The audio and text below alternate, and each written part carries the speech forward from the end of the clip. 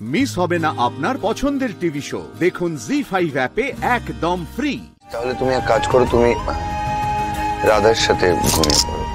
না, আমি তোমাদের সাথেই শোবো, তোমাদের কাছেই ঘুমাবো। জেদ করে না মা। বাবা প্লিজ, বাবা প্লিজ। ফুপুল, বলছিলাম তুমি শো, আমি তোমার পাশে আছি। না, পাশে থাকলে হবে না, আমার পাশে শুতে হবে। বাবা তুমি আমার পাশে শোবে, এসো। ফুপুল, অনেক রাত হয়েছে কিন্তু, আর রাধা তো তোমার পাশেই আছে, তুমি ঘুমিয়ে পড়ো, চলো। না, হয় আমি দুজনের পাশেই শোবো, নলে আমি শোবো না। আমি তোমাদের দুজনের মাঝখানেই শোবো, বুঝেছো? যেমন মিষ্টি ওর বাবা মায়ের মাঝখানে ঘুমোয়। তুমি কেন আবার জেদ করছো? বোঝো কি বলছি। ঠিক আছে, তাহলে আমি তোমার কাছে আর কোনোদিন শোবো না। আমি চলে যাচ্ছি, আমার যেদিকে দু চোখ চাই আমি চলে যাচ্ছি। ঠিক আছে, তুমি দাঁড়াও এখানে। আচ্ছা থাক, ঠিক আছে, যখন আবদার করছে, কখনো তো আবদার করে না। বেশ ঠিক আছে, আমি বিছানা ঝেড়ে দিচ্ছি, তুমি শুয়ে পড়ো। দাদা এসো, আমার পাশে এসো, শোবে, এসো প্লিজ। ফুপুল শোনো না, বলছিলাম কি, তুমি তো আজকে তোমার বাবার সাথে ঘুমোতে চাইছো, তুমি তোমার বাবার সাথে ঘুমাও, আমি এখানে বসে আছি। না, শুধু বাবা শুলে হবে না, তোমাকেও আমার পাশে শুতে হবে, নলে আমি চলে যাব। এসো। হ্যাঁ শোন,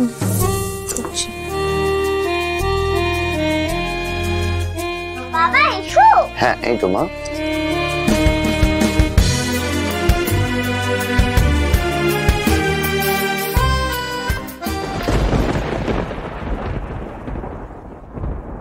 এই দাদা শো। হ্যাঁ হ্যাঁ হ্যাঁ।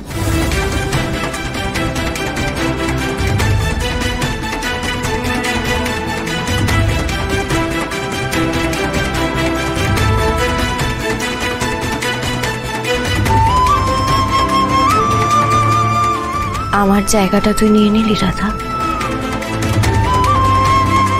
আমারও ঠিক এখানেই থাকার কথা ছিল।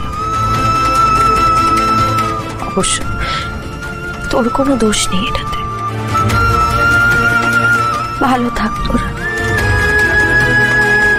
কিন্তু কি করে ভালো থাকবি? মেঘা কি তোদের ভালো থাকতে দেবে?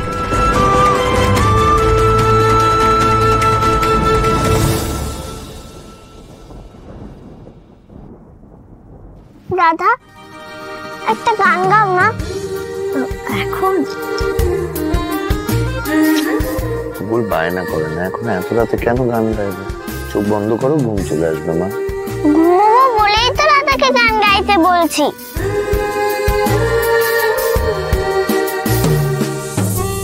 রাধার গান শুনে আমার এখন ঘুমানো অভ্যেস হয়ে গেছে। আচ্ছা ঠিক আছে, আমি গান গাইলে তুমি ঘুমিয়ে পড়বে তো? হ্যাঁ। কথা দাও। প্রমিস। বেশ।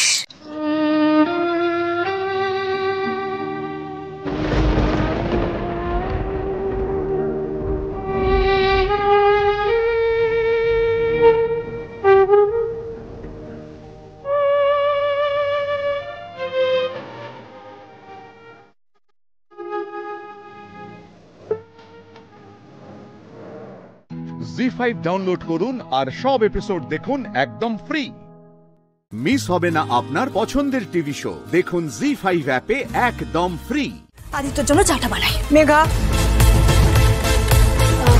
তুই অন্য কাজ কর, আমি চাটা নিয়ে। পুষ্প চা। হ্যাঁ হ্যাঁ হ্যাঁ হ্যাঁ কর্তামা। আমি তো এত সহজে ছেড়ে দেবার মেয়ে নই। আমি যাব তোমার পিছু পিছু বন্ধুবাসী, কারণ আমাকেও জানতে হবে ওরা একসাথে ওই ঘরে কি করছে।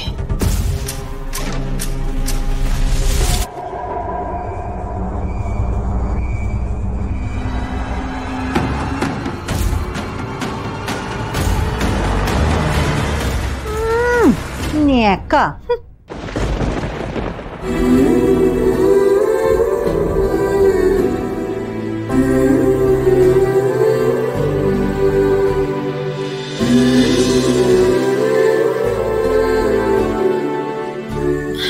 দেখছি আমি, কতদিন পর আমার আদিকে আমি পূর্ণ দেখছি। ইন্দু, তুই কোথায়? আদিকে ঘুম থেকে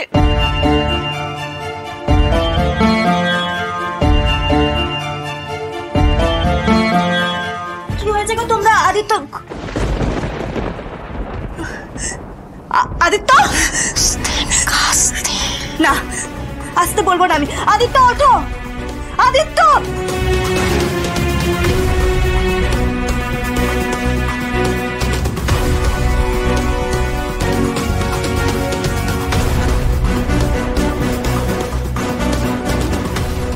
ইন্দু, চল এখান থেকে, আয়। দেখাচ্ছ চা?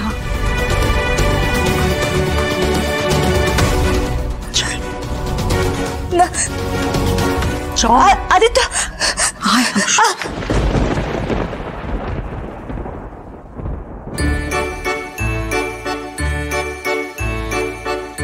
গুড মর্নিং বাবা। গুড মর্নিং মা।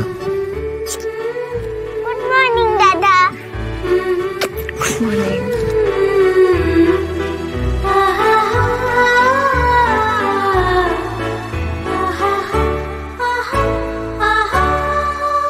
বাবা, বড় বড় চোখ করে তাকাচ্ছেন যেন মনে হচ্ছে এক্ষুনি গিলে খেয়ে নেবেন।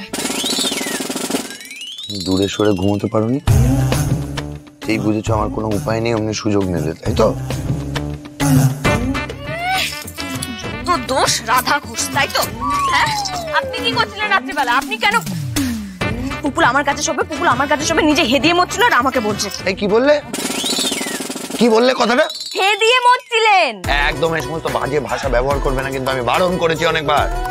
ভাষা দিয়ে দিলেন আমাকে ভাষা শেখাতে। শুনুন, আমি না আপনার থেকে অনেক ভালো ভাষা জানি এবং বলি, ঠিক আছে? দোষ করেছেন একদম চুপ। নিজে না। আমি দোষ করেছি, আমি দোষ করেছি। হ্যাঁ। তো তুমি তো জোর। আপনি তোতলা। মোটেই আমি তোতলা নই। আপনি তোতলা। একটা কাজ করুন, আপনি না আপনার জিভের তলায় সুপুরি রাখুন, সুপুরি রেখে তারপর কথা বলার অভ্যেস করুন, তাহলে দেখবেন ঠিক হয়ে যাবে। Just shut up. আমি বলছি, সত্যি বলছি, এরকম আমি প্রচুর মানুষ। থামলে তুমি? জ্ঞান দিচ্ছে বেশি। থামবে তুমি? গোমরাম কোথাকার।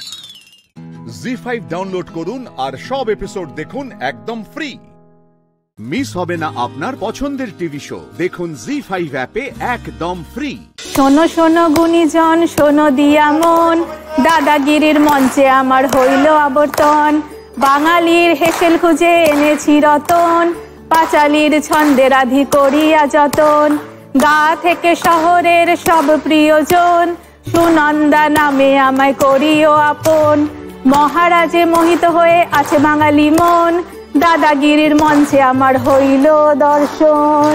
তুমি এইভাবে মাংস, চিকেন, পোলাও সব এভাবেই রান্না করো? সমস্ত এভাবেই বলি, প্রত্যেকটা রেসিপি, প্রত্যেকটা ইনগ্রেডিয়েন্ট এভাবে বলতে আর এগুলো সোশ্যাল মিডিয়াতে পোস্ট করো? হ্যাঁ। মানুষের নিশ্চয়ই পছন্দ হয়। হ্যাঁ, মানে এটা আমার এখনো অবধি দেখা, মানে আমি একমাত্র ক্রিয়েটার যে এভাবে বলে, তো সবাই খুব প্রশংসা করে। আর পাঁচালি যেহেতু এই শব্দটা, মানে এই সুরটা সবার খুব পরিচিত, বাড়িতে সবাই শোনে, তো সবাই খুব রিলেট করতে পারে, আচ্ছা এ তো আমার ঘরের মেয়ে। তো এভাবেই সবাই খুব ইন্টারঅ্যাক্ট করে আমার সাথে। আমার মোটামুটি সমস্ত রেসিপি খুব ভালো রেসপন্স পায় আপাতত। ওকে, সুনন্দা রিলস বানায়, দেখি ও রিলস দেখি সুনন্দা। আষাঢ় মাসে শুক্লপক্ষে আইজকা রথোৎসব, সকাল থিকা ঘরে শুধু সাজো সাজো রব। 56 ভোগের একখানি পদ বানাইলাম, নাম তার কণিকা খাইতে আরাম। গোবিন্দ ভোগ ভিজাইয়া রাইখা 8 ঘন্টা মতো, খাইতে হইব ঝড় ঝরা শুকনা করবা যত। এইবারে দিলাম চাল হাড়িতে ঢাল্লা, ভাজা ভাজা হইলে দিবা লবণ মিশাইয়া। অল্প আদ্রু ছড়াইয়া দিলাম গরম মশলা গুঁড়া, 15 মিনিট ভাত হইতে ঢাইকা দিলাম পুরা। খুইলা দেহি যেমন রং তেমনই সুবাস, গরম গরম খাইয়া দেহি রাধুনি হইছে পাস। দেখেই তো ভালো লাগলো, খেতেও ভালো লাগবে। আপনার জন্য নিয়ে এসেছি বানিয়ে। নিয়ে এসছো বানিয়ে? এটা কি ভোগ? কণিকা ভোগ? এটা কণিকা ভোগ, জগন্নাথ দেবের যে 56 ভোগ হয়, এটি অন্যতম পদ তার। এটা হচ্ছে ফ্রাইড রাইস, এটাকে বলা হয় পেঁপের কৌড়া। আচ্ছা, এটা হচ্ছে দু রকম ভাবে আমরা চিংড়ি করেছি। চিংড়ি পাতুরি, একটা কলা পাতায় আর একটা হচ্ছে কুমড়ো পাতায়। তো কুমড়ো পাতার চিংড়ি পাতুরিটা এই জন্য করা হয় কারণ বাঙালি তো কিছু ফেলতে গায়ে লাগে, তো কুমড়ো পাতাটাও খাওয়া যাবে।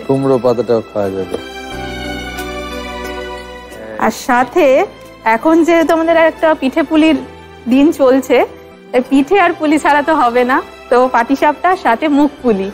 জামাইবাবুর খুব পছন্দ সুনন্দাকে, তাই না? এত সুন্দর রান্না রোজ খাওয়ালে।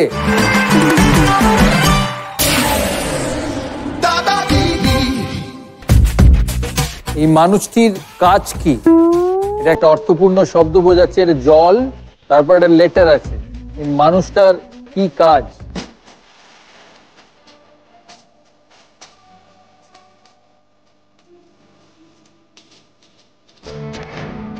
জলের উপরে, নদীর উপরে একটা অ্যালফাবেট আছে। এই মানুষটা কি করে, কি কাজ করে?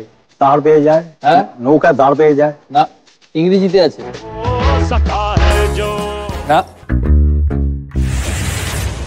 তো চ্যালেঞ্জ করবে সুমন। ড্রাইভার। সুমন বলছে ড্রাইভার, বোঝাও। D river. হ্যাঁ, driver is the right answer, absolutely right. DRIVER, driver. রিভারের উপরে D, driver is the right answer. ZEE5 download করুন আর সব এপিসোড দেখুন একদম ফ্রি। মিস হবে না আপনার পছন্দের টিভি শো, দেখুন জি5 অ্যাপে একদম ফ্রি। জি সারেগামাপা 2018-তে আমি সুযোগ পেয়েছিলাম অডিশনের, এবং সেখানে আমি গ্র্যান্ড অডিশনের পর আর এগোতে পারিনি। তো এগোতে না পারার পর বেসিক্যালি কি হয়, সবার জীবনটাই একটু থেমে যায়। আমারও তেমনটাই হতে গেছিল। আমি বাড়ি থেকে বেরোতে পারতাম না, বাবার বাইকের পেছনে মানে পুরো ভিন্ন রকম ড্রেস আপ করে, মাথা হেলমেট পরে বেরোতে হতো। লোকজন, বাবার খুব প্রিয় বন্ধুরা যারা আমার বাড়িতে রেগুলার আসতো, তারাও পর্যন্ত বলতো, কিরে আরেকটু শিখিয়ে ছেলেকে পাঠাতে পারতি না? পুজোর সময় মনে আছে আমি পুজো প্যান্ডেলে ঠাকুর দেখতে গেছি, তো মানুষ বলছে ওই দেখ হেরোটা এসছে, লজ্জা নেই ঠাকুর দেখতে বেরিয়েছে। এগুলো আমার সাথে হয়েছে। তো আমি ভেঙে পড়েছিলাম। তারপর আমার কিছু প্রিয় মানুষদের সাপোর্টে আমি তখন মনে হয় যে নিজে গান তৈরি করতে জানি, নিজে লিখতে জানি, তো এইটাকে আমি কাজে লাগাই। কারণ একটা রিয়েলিটি শো থেকে হেরে গেছি, সেটাই আমার জীবনে শেষ হতে পারে না, ওখান থেকে আমি নতুন একটা শুরু করতে পারি। তো আমি সোশ্যাল মিডিয়াটাকে তখন বেছে নিই, আমি নিজের গানটা তৈরি করে আপলোড করতে শুরু করি। আর সেই বছরই দুর্গাপুজোতে, যে বছর পুজোর সময় বেরিয়ে মানুষের এরম শুনতে হয়েছে, সে বছরই পুজোর পর পর আমার গান সুপারহিট হয়ে গেল। তো তারপর একটা অনেক বড় চ্যালেঞ্জ ছিল ব্যাক টু ব্যাক গান হিট দেওয়া, কারণ একটা গানের পরে থেমে গেলে ওই তকমাটা থেকেই যেত যে ওটা তো ফ্লুকে হিট হয়েছে। তো সেই জার্নিটা করতে করতে একটা সময় 2021 অবধি আমি এমন একটা জার্নিতে ছিলাম 18-19 থেকে, যে যা গান বানাচ্ছি সেই গানটাই মোটামুটি একটা হিটের জায়গায় রাতারাতি মিলিয়ন ভিউজ হয়ে যাচ্ছে। সব থেকে বড় পাওনা দাদা, যে মানুষটা একসময় স্ট্রাগল করে বিভিন্ন হাউসে দৌড়েছে, নিজের গানটা যদি একটা সিনেমার জন্য করা যায় সেটা সম্ভব হয়নি, সেই না সম্ভব হওয়ার জন্য সোশ্যাল মিডিয়া বেছে নিই। আজকে সোশ্যাল মিডিয়া থেকে আমাকে খুঁজে নিয়ে একটা বড় ছবিতে সিনেমার মিউজিক ডাইরেক্টর হিসেবে আমাকে কাজ করার সুযোগ দেওয়া হয়। এবং নট অনলি দ্যাট দাদা, তোমাদের আশীর্বাদে প্রথম গানটাই সুপার ডুপার হিট হয়। কোন ছবি এটা? সেন্টিমেন্টাল ছবির নাম। ইয়াশ দাশগুপ্ত এবং নুসরাত জাহানের ছবি ছিল। তো সেখানে প্রথম গান যেটা রিলিজ হয় সেটা আমি গাইয়েছিলাম মিকা স্যারকে দিয়ে এবং ইমনদিকে দিয়ে।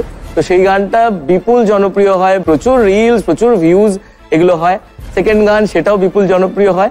তো এইভাবেই আমার মনে হয়েছে যে একটা মানুষের জীবনে হেরে যাওয়া আসতেই পারে এবং আসতেই হবে, কারণ রাত না হলে সকালবেলার মজাটা থাকে না।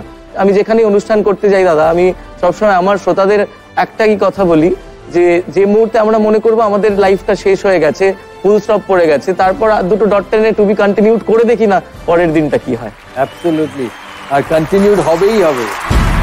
ধন্যবাদ। একটা কথা আছে না, শেষে সব ঠিক হয়ে যায়, আর যদি সব ঠিক না হয় তার মানে তার শেষ হয়নি। আর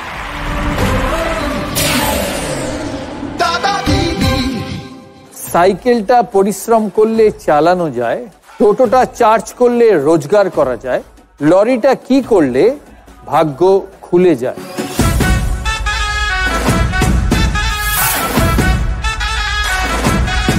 খুব সহজ এটা। লটারি। কিভাবে? লওয়ার পরে একটা টা যোগ করে শব্দগুলো এদিক ওদিক করে দিলি ওটা ভাগ্য খুলে যায়। অক্ষরগুলো এদিক ওদিক করে দিলি ভাগ্য খুলে যায়। Absolutely right Keshav. সঠিক উত্তর দিয়েছে। লরিটা পুরো অক্ষরগুলি ওলট পালট করে লটারি হতে পারে রিঅ্যারেঞ্জ করে লটারি করলে ভাগ্য খুলে। জি5 ডাউনলোড করুন আর সব এপিসোড দেখুন একদম ফ্রি। মিস হবে না আপনার পছন্দের টিভি শো, দেখুন জি5 অ্যাপে একদম ফ্রি। সরকারি চাকরি করতে পথিকৃৎ পথ শিশুদের পড়াশোনা শেখাতে সরকারি চাকরি ছেড়ে he has become a food delivery person. দাদা আমার নাম পথিকৃৎ, আর পথিকৃতের নামের মানে জেনেছিলাম যে পথ দেখায়। হ্যাঁ, নামটা পথিকৃৎ পেয়েছিলাম। আর আমার যিনি আইডল ডক্টর শ্রী অনুকূল চন্দ্র চক্রবর্তী, তিনি বলেন যে অন্যের মঙ্গল নিজ মঙ্গলের প্রসূতি, এবং পারিপার্শ্বিকের সেবা করলে অটোমেটিক নিজের ভালো হয়, এটা আমি জেনেছিলাম ছোটবেলার থেকে। তো সেই জায়গাটা দাঁড়িয়ে মনে একটা দাগ ছিলই। তারপরে 2015 সালের ওই ঘটনাটা, আমি যখন ওই প্ল্যাটফর্মের ধারে আমি বড়বাজারে যাচ্ছিলাম আমার কাজে একটা বাচ্চা এসে আমাকে জড়িয়ে ধরে। মানে এমনই একটা সিচুয়েশন যে দুজনেই মানে বিপদের সম্ভাবনা প্রচুর, যে আমরা রেল লাইনের উপরে পড়ে যেতে পারি। তো ওকে আমি খুব শাসন করি দাদা, এবং আমি ওকে একটা থাপ্পড় মারি। এবার বাচ্চারা কাঁদতে থাকে। পরে আমি জানতে পারি যে ও যদি ঘরের টাকা না নিয়ে যায়, ও যদি ভিক্ষা না করে নিয়ে যায়, ওর মা ওকে থাকতে দেবে না ঘরে।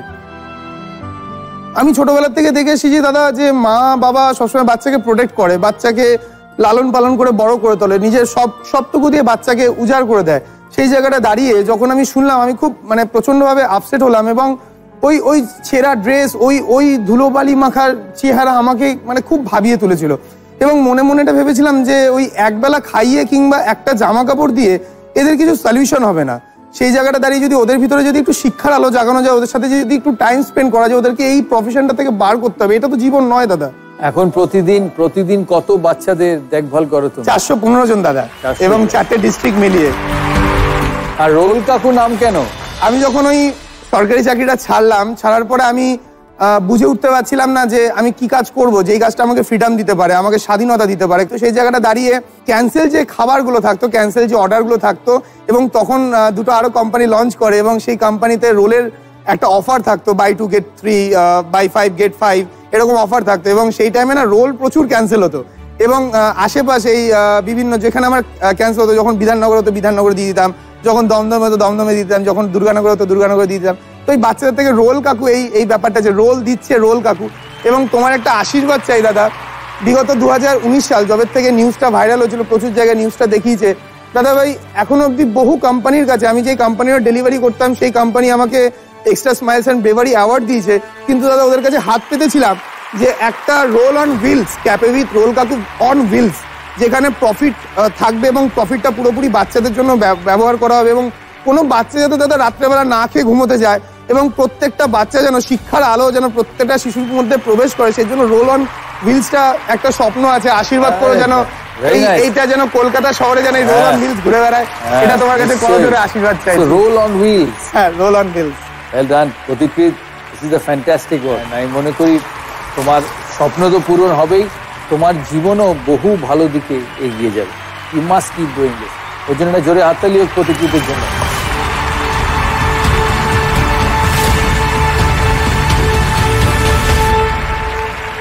দাদা একটা কথা বলতে চাইছিলাম একটু। হ্যাঁ বলো। আমি পথিকৃৎ বাবুর রোলস অন হুইলস যে বিষয়টি আমি শুনলাম, তার সঙ্গে যদি আমি কোনোভাবে কন্ট্রিবিউট করতে পারি, যদি কোনোভাবে আমার কন্ট্রিবিউশন কোনো কাজে লাগে, আমি সেটা সবসময়ের জন্য আছি। জি5 ডাউনলোড করুন আর সব এপিসোড দেখুন একদম ফ্রি।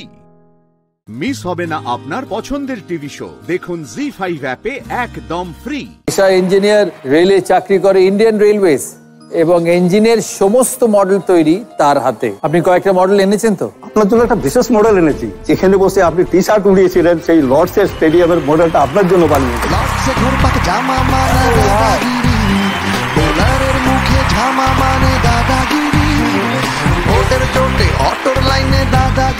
রাত্রি 3টে, 3:30, 4টে পর্যন্ত কাজ করেছি, তবে এটা মডেলটা বানাতে পেরেছি। দেখুন এইখানে আপনি আছেন, এই যে টি শার্ট ওড়াচ্ছিলেন এইখানে।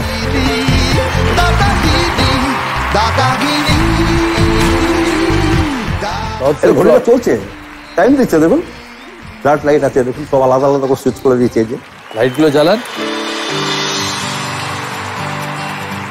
এটা হচ্ছে মেইন প্যাভিলিয়ন, রাইট? এটা এখানে মেম্বার্সরা বসে, এখানে মেম্বার্সরা বসে। আর এই ডান দিকে আর বাঁ দিকে এগুলো হচ্ছে ড্রেসিং রুম, রাইট রাইট। এইটা হচ্ছে আরেকটা প্যাভিলিয়ন, এখানে স্কোরবোর্ড থাকে, স্ক্রিন, অ্যালান স্ট্যান্ড, এগুলো হচ্ছে নতুন, ওয়ারেন স্ট্যান্ড, অ্যালান স্ট্যান্ড, এগুলো হচ্ছে পুরনো, এগুলো সব চেঞ্জ হবে। আর এটা হচ্ছে নতুন মিডিয়া বক্স, মিডিয়া সেন্টার। এই স্ট্যান্ডটা অন্য ছিল যখন আমি প্রথম খেলি, তখন এত ভালো ছিল, ইট ওয়াজ ডিফারেন্ট। এডব্রিজ আর কম্পটন, এই দুটো স্ট্যান্ড পাল্টে নতুন হয়েছে। এইটা হচ্ছে হসপিটালিটি এরিয়া, এটা হচ্ছে নার্সারি যেখানে প্র্যাকটিস হয়, এটা দিয়ে এন্ট্রি আছে নার্সারি গ্রাউন্ডে। এটা আপনার ফোর্থ ফ্লোর রাখা আছে, এখানে যেরকম আছে। এটা হচ্ছে হসপিটাল, এই হসপিটালে আমার বাবা ছিলেন, এই ওয়েলিংটন হসপিটাল, ঠিক এই হসপিটালে। আর এগুলো হচ্ছে থমাস লর্ড বিল্ডিং, এইগুলো হচ্ছে Saint John's Wood Road, famous Saint John's Wood Road. এখানে লতা মঙ্গেশকরের বাড়ি ছিল। আপনি কখনো গেছেন লর্ডসে? না, গুগল দেখে। দাদা, দিস ইজ ফ্যাসিনেটিং অ্যাকচুয়ালি। আপনি যদি লর্ডসে এটা পাঠান, তারা ওদের মিউজিয়ামে এটা আপনার জন্য না, এটা আমি তো আমার বাড়িতে রাখবো। আমি এই আজকে পর্বের পর আমি একটা ছবি তুলে আমি এমসিসি কে পাঠাবো, এখানে সাজিয়ে রাখা যাবে।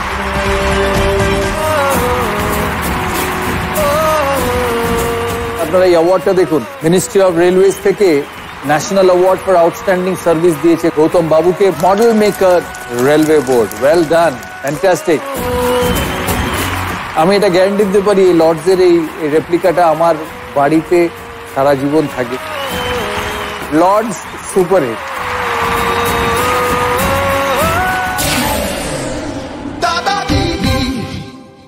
কিসের দাম সবসময় সস্তা ছিল, সস্তা আছে, সস্তা থাকবে?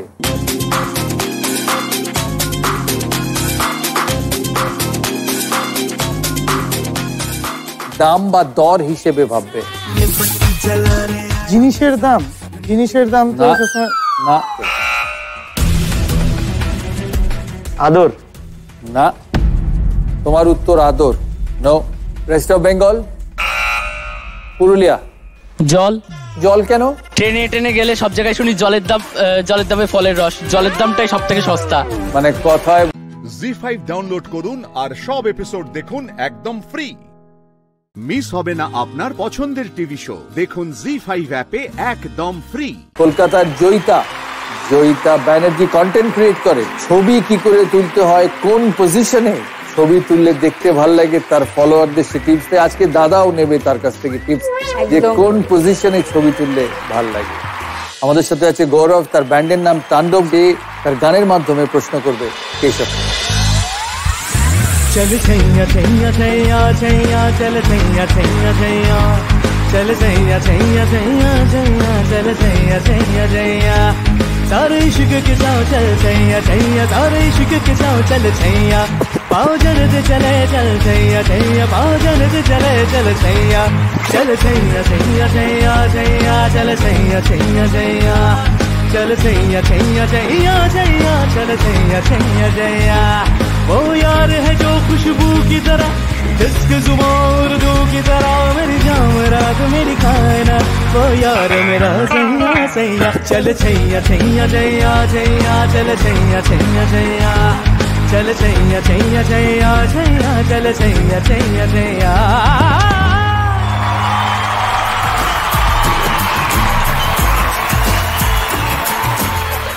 থ্যাংক ইউ গৌরব। প্রশ্ন কেশবের, বলতে হবে অরিজিনাল গানটা কে গেয়েছে, মেল ভয়েস আর মিউজিক ডিরেক্টর? এটা মেন ভয়েস হচ্ছে সুখবিন্দর সিং আর কম্পোজার ছিলেন এ আর রহমান। সুখবিন্দর সিং আর এ আর রহমান। কেউ চ্যালেঞ্জ করবে? রেস্ট অফ বেঙ্গল কেউ চ্যালেঞ্জ করবে? অ্যাবসলিউটলি রাইট, সুখবিন্দর সিং আর এ আর রহমান। প্রধান কেশব, জয়িতা পারফেক্ট ছবি কিভাবে তোলা যায় তার জন্য ফলোয়ার্সদের নানান টিপস দেন। এটা আমাকে টিপস দেবেন? তোমার কোনো কিছু টিপস লাগবে না, তুমি সব অ্যাঙ্গেল থেকেই হ্যান্ডসাম, সব অ্যাঙ্গেল থেকেই সুন্দর। তাই তোমাকে টিভির থেকে সামনে আরো বেশি সুন্দর। একদম একদম, তুমি রাজপুত্র, মানে আমাদের কাছে বাঙালির কাছে প্রিন্স অফ কলকাতা এমনি এমনি বলা হয় না, তাই না দাদাকে?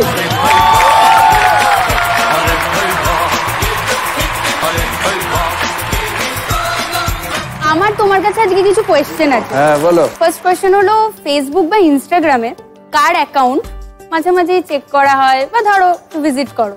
দুটো। কি কি? সানা গাঙ্গুলি, কিয়ারা আডবাণী।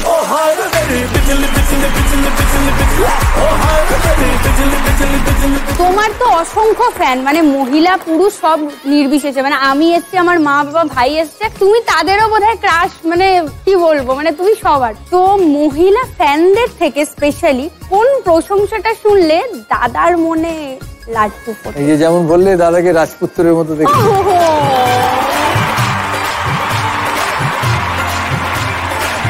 আচ্ছা, আমার মা বাবা ভাই সবার পরিবারের তরফ থেকে তোমার জন্য একটা জিনিস এনেছি, যেটা তোমাকে দিতে চাই। আমি তোমার থেকে অনেক ছোট, কিন্তু এটা আমার ভালোবাসা তোমার জন্য। Thank you, thank you.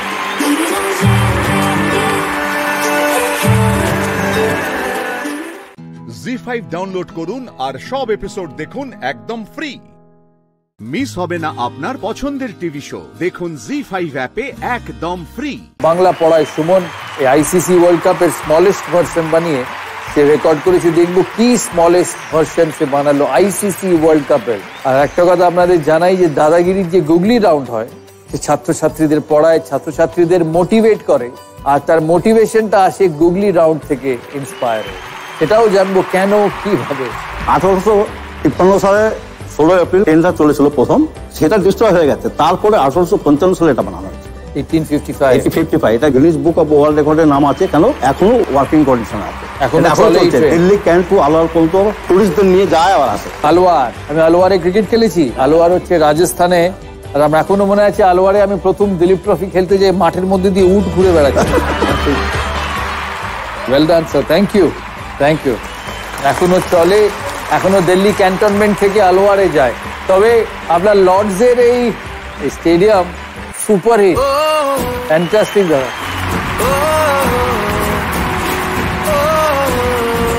Suman ICC world কাপের একটা স্মলেস্ট ভার্সন বানিয়েছিল, এবং সেটা নিয়ে রেকর্ড, কি রেকর্ড করেছিস?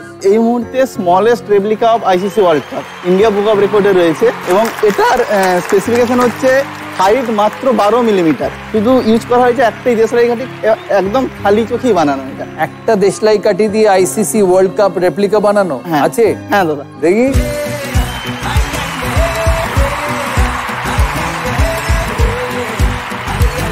বিউটিফুল।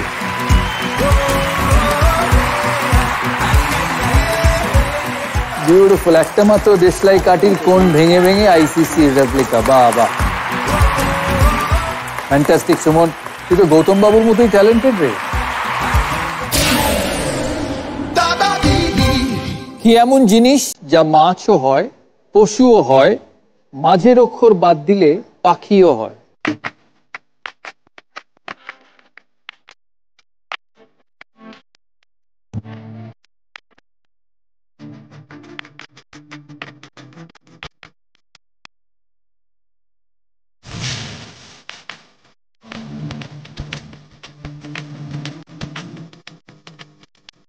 চিতল। কিভাবে? চিতল মাছ হয়, চিতল হরিণ হয়, তো আবার দিলে চিল পাখি হয়। এই lovely Suman, fantastic, well done. সত্যিও গুগলি পড়িয়ে ছাত্রদের মন ভালো করে। Well done, very good Suman. খুব তাড়াতাড়ি উত্তর দিয়েছে আর স্পন্টেনিয়াসলি উত্তর দিয়েছে। লাভলি। তুই গুগলি থেকে কি করে ইন্সপিরেশন নিস, গুগলি রাউন্ড থেকে? দাদা, আমি পশ্চিম মেদিনীপুরের দাঁতনের সরং মধুসূদন বিদ্যাপীঠে শিক্ষকতা করি। ছোট বাচ্চারা একটা ক্লাসের পর যখন পরের ক্লাসটা শুরু হচ্ছে না, সহজে মন বা অ্যাট্রাকশন আমি পাই না। তো আমি তো 2009 থেকেই দাদাগিরি ফলো করি। আর সবচেয়ে ইন্টারেস্টিং লাগে সেটা হচ্ছে গুগলি রাউন্ড। তো আমি কি করি, ক্লাসে ঢুকে এই বাচ্চাদের প্রথমে কিছু একটা পাজল দিয়ে দিই। সেটা ম্যাথামেটিক্যাল পাজল হতে পারে, কোনো ধাঁধা হতে পারে, দাদাগিরি থেকে ইন্সপায়ার হয়ে কোনো গুগলি হতে পারে। ওটা দিয়ে দেওয়ার পর ওদের অ্যাটেনশন কিন্তু ওইখানেই চলে যায়। এবার ওরা যদি পাচ্ছে না, স্যার কি উত্তরটা দিবে, স্যারের দিকে অ্যাটেনশন চলে আসে। ওই অ্যাটেনশনটা গ্রো করে যাওয়ার পর আমি পড়ানো শুরু করি। মানে দাদাগিরি থেকে ওই গুগলি রাউন্ডের ইন্সপিরেশন আমার পড়ানোর ক্ষেত্রে কাজে লাগে। ফ্যান্টাস্টিক। জি5 ডাউনলোড করুন আর সব এপিসোড দেখুন একদম ফ্রি। পুরো এপিসোড দেখতে জি5 অ্যাপ এখনই ডাউনলোড করুন। সমাপ্তি দিন। হোম ডেলিভারি করেন, তার সাথে রেস্টুরেন্ট আছে। অ্যাকচুয়ালি রেস্টুরেন্ট আর হোম ডেলিভারি সেটা তো চালাই। আমার জীবনের সবচেয়ে বড় ঘটনা দিদি, 1999 সালে বিয়ে হয়, 2001-এ ছেলে হয়, এবং 2013-এ 10th সেপ্টেম্বর হঠাৎ হাজব্যান্ডের সেরিব্রাল অ্যাটাক হয়। এবং সেরিব্রাল অ্যাটাক মানে কি, আমি ঘরে বসে হাজব্যান্ডের সাথে গল্প করছিলাম, হঠাৎ বিছানার মধ্যে তিনি একদম পড়ে গিয়ে সারা শরীর বেঁকে গেল। তখন রাত্রির 12:15 বাজে। তো ওই রাত্রিবেলা 1:30 নাগাদ ওরা একটা লাইফ সেভিং ইঞ্জেকশন নিয়ে ওকে বাই ভেন্টিলেশন অ্যাম্বুলেন্সে করে কলকাতায় নিয়ে যায়। অতটা পথ দিদি, মানে ওই লাইফ সেভিং ইঞ্জেকশনের টাইম ছিল 6 ঘন্টা, মানে 6 ঘন্টা যদি পেরিয়ে যায় তাহলে আর হাজব্যান্ড বেঁচে ফিরবে না। যাই হোক, ওখানে অ্যাপোলো ক্লিনিক্সে ভর্তি হয়েছে। স্ক্যানের রিপোর্ট দেখতে বললো যে ইমিডিয়েট অপারেশন করতে হবে, উইদিন 24 আওয়ার্সের মধ্যে অপারেশন করতে হবে। সেরিব্রাল অ্যাটাক হয়েছে এবং ব্রেন র্যাপচার হয়ে গেছে এবং মানে রক্তগুলো একদম ক্লট হয়ে গেছে দিদি। সেই দিন অপারেশন হলো। অপারেশন হওয়ার পর হাজব্যান্ড ঠিক হয়ে গেল, বাড়িতে নিয়ে আসলাম। বাড়িতে নিয়ে আসার পর 7 দিন বাদে আবার সেই অসংলগ্ন কথাবার্তা, মানে ঠিক মানে চিনতে পারছে না, এরকম একটা ব্যাপার। আবার নিয়ে যেতে হলো। নিয়ে গিয়ে দিদি ওই টাইমটাতে 5 মাস ব্রেনে 6 টাইম অপারেশন হয়েছে, 2 বার পুরো স্কাল ওপেন করে অপারেশন হয়েছে। প্রচুর তো খরচা সাপেক্ষ। হ্যাঁ দিদি, সেই টাইমে আমার 20 লাখ খরচা হয়েছিল। মানে ওই চ্যাপ্টারটা মিটলো আর কি আপনার জানুয়ারি, মানে 2014-এর জানুয়ারি আর কি। ঘরে নিয়ে আসলাম। তো সংসার চলতো কিভাবে? হাজব্যান্ডে বিজনেস করতো, তো হাজব্যান্ডের মানে সেই এটা ছিল, মানে একটা 42 ইয়ার্সে ও যেটা করে গেছিল, মানে একটা 60 ইয়ার্সের লোকও সেটা করতে পারে না। পুরো তৈরি করে দিয়েছিল, কিন্তু ওটা চালানোটাও তো একটা বিশাল ব্যাপার ছিল। ইন্ডাস্ট্রিয়ালিস্ট স্পেয়ার পার্টসের বিজনেস, মানে বিভিন্ন থার্মাল পাওয়ার প্ল্যান্টে আমাদের এগুলোর কাজ হয়। হঠাৎ আমার মনে হলো কি এই বিজনেসটা যদি আমি কোনো সময় চালাতে না পারি, এই বিজনেসটা যদি আমাকে বন্ধ করে দিতে হয়, তখন আমার একটা মনে হলো, ছোটোবেলাকার আমার একটা মানে ইচ্ছা ছিল যে আমি একটা হোম ডেলিভারি, মানে মেয়েদের নিয়ে একটা কিছু করব দিদি। তো সেই একটা ছোট্ট করে একটা মানে ছোট্ট অল্প পুঁজি নিয়ে একটা হোম ডেলিভারি চালু করলাম।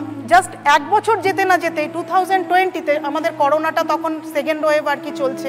হাজব্যান্ডকে নিয়ে একদিন বেরিয়েছি, ও কি করলো, মানে শরীরে একটা কোনো মনে হয় আনইজি ফিল হচ্ছিল, হঠাৎ আমার হাতটা ছেড়ে বেরিয়ে গিয়ে যেতে গেল, গেটের সামনে পড়ে আবার স্ল্যাবে লেগে ওই জায়গাটাই আবার আঘাত পেল দিদি। সেটা হচ্ছে মানে 24 অক্টোবর, সেদিনকে অষ্টমীর দিন ছিল, রাত্রি সন্ধ্যা 6টা।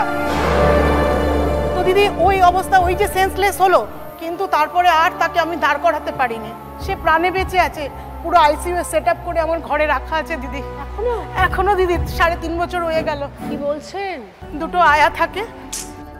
শ্বশুর শাশুড়ি কোভিডে 22-23-এ 2জন মারা গেছেন। আমার আনম্যারিড ননদ আছে। ছেলে কি করে? ছেলে এসছে, ছেলে MBA ফাইনাল ইয়ার, ওয়াকিং ডিস্টেন্সে দেওয়ার থাকে। সেই অবস্থায় দিদি এখনো চলছে। বরের হাজবেন্ডের বিজনেসটা চলছে দিদি, এখনো চলছে। মানে আমি 100% বিজনেসকে দাঁড় করাতে পারিনি, কিন্তু 50%-এ চলছে। তাতে আমার সংসারও চলে যাচ্ছে। এবং তার সাথে আমি একটা 6 মাস হয়েছে আমি একটা রেস্টুরেন্ট খুলেছি, সেখানেও দিদি 6 জন মানে ছেলে জেন্টস আর কি কাজ করে। মোটামুটি আমার বাড়িতে দিদি এখনো ওয়ার্কিং 22 হেডস। মানে আমি এদেরকে নিয়ে 22 জনকে চালাচ্ছেন। ওই হাজবেন্ডের বিজনেস হচ্ছে মেন বিজনেস, এবং সে যেটা তৈরি করে রেখে গেছে তার উপরে দিদি চলছে। উনি করে রেখেছিলেন বলে। জি5 ডাউনলোড করুন আর সব এপিসোড দেখুন একদম ফ্রি। পুরো এপিসোড দেখতে জি5 অ্যাপ এখনই ডাউনলোড করুন। সোমা ব্যবসা করে বললে। হ্যাঁ দিদি। কিসের ব্যবসা? আমার এখন অনলাইন সেলিং করি আমি জুয়েলারি, আর তার সাথে আমি এখন একটা মেকআপ আর্টিস্টের কোর্স কমপ্লিট করেছি। আমি ব্রাইড রেডি করি। মানে কখনোই ভাবিনি যে আমি এরকম প্রফেশনে আসবো বা আমার সংসারটাকে আমাকে এভাবে চালাতে হবে। ভীষণ অল্প বয়সে আমার বিয়ে হয়ে যায়, 17 বছর 5 মাস বয়সে। ভালোই চলছিল আমার সংসার, 2টো বেবি। তারপরে হঠাৎ করে কোভিডে তো অনেকেরই ক্ষতি হয়, তো আমার জীবনেও মানে তোলপাড় করে গিয়েছে কোভিডের সেকেন্ড ওয়েভ। আমার হাজব্যান্ড এক্সপায়ার হয়ে যায়, তখন আমার এজ 25। একটা ছেলে, তার বয়স মাত্র 6 বছর, আর একটা ছেলে জাস্ট 10 মাস বয়স।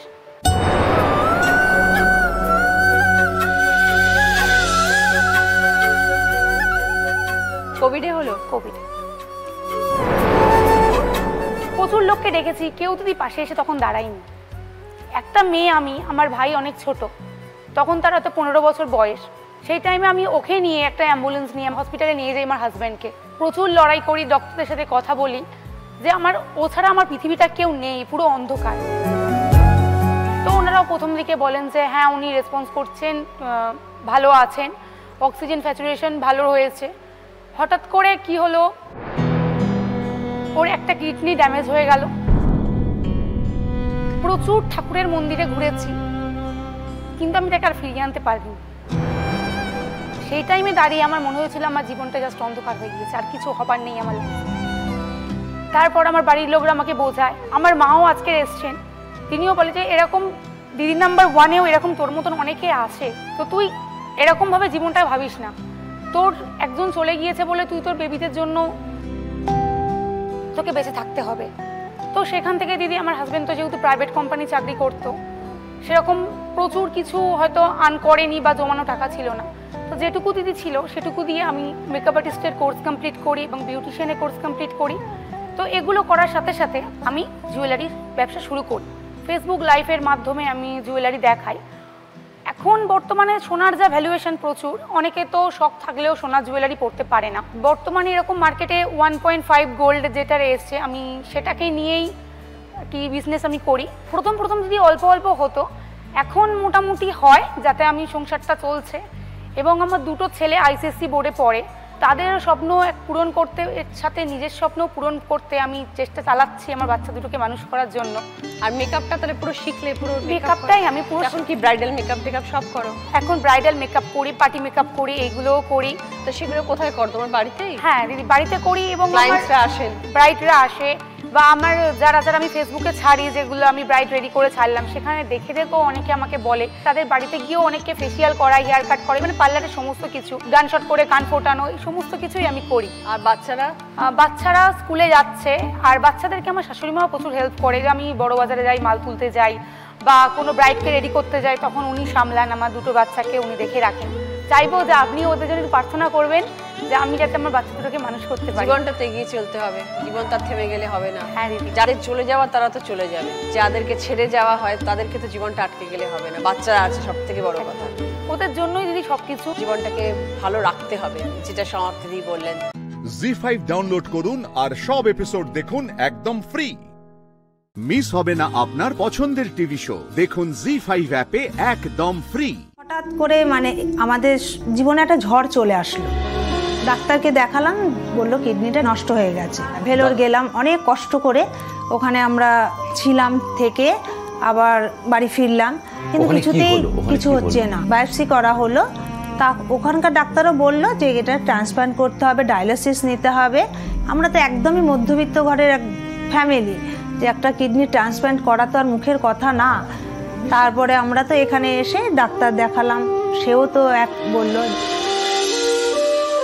আমি মনে করলাম যে আমার জীবনের থেকে এ তো আমার সবচেয়ে আগে না, এ থাকলে হয়তো আমার সংসারটা পুরোটাই বেঁচে যাবে, আমার মেয়ে আছে।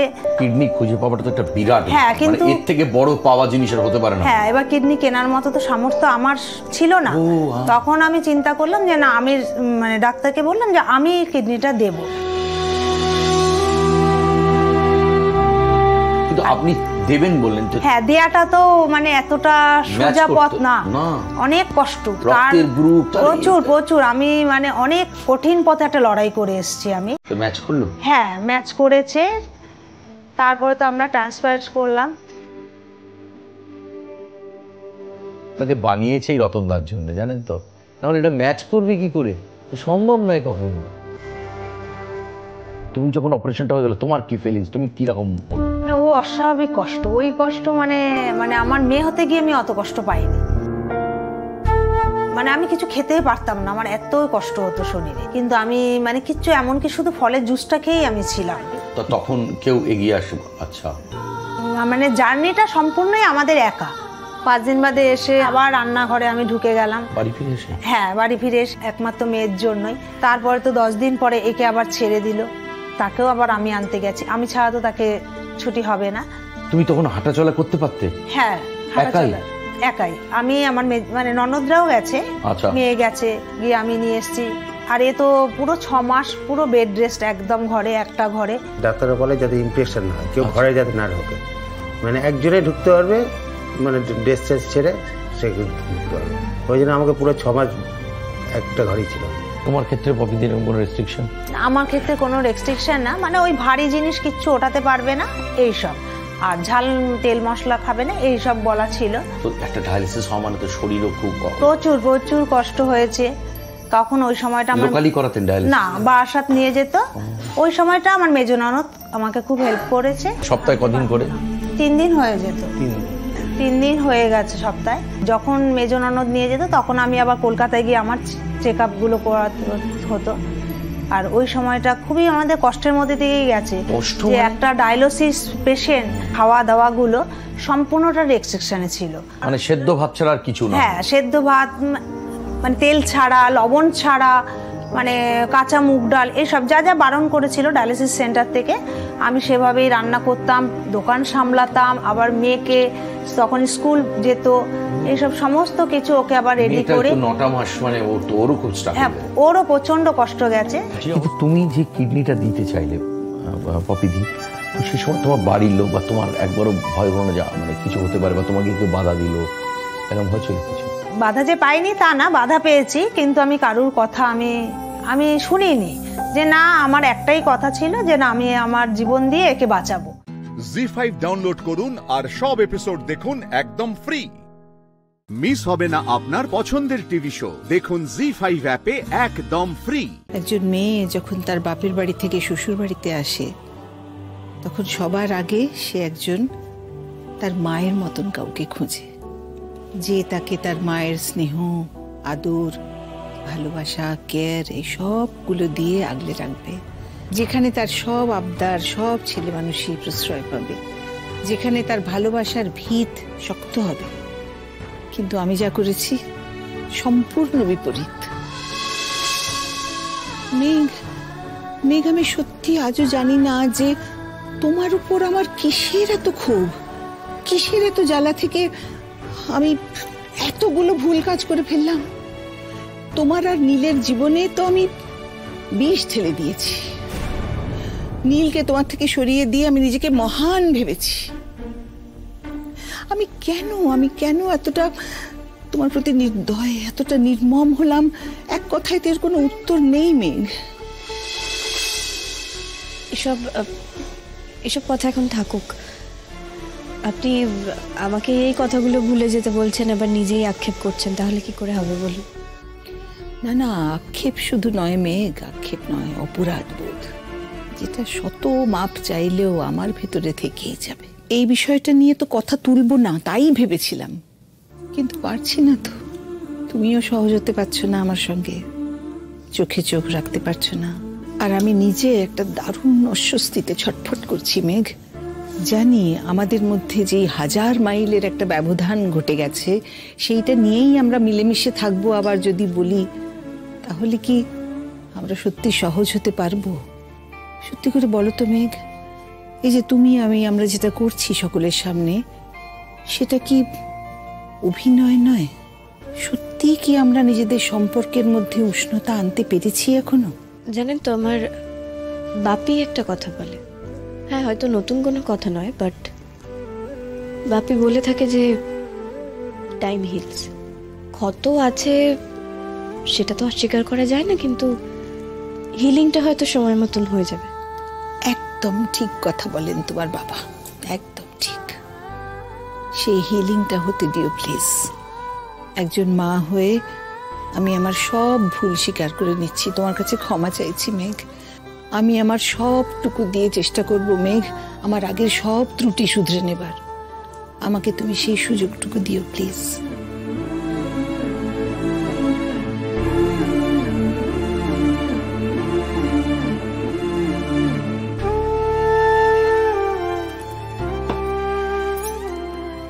দাঁড়া, ভীষণ গরম তো, আমি করছি, দাঁড়া। হাতে পায়ে পড়বে, একটা বিপদ ঘটাবে। তুই একটু সরো, আমি তোকে ঢেলে দিচ্ছি।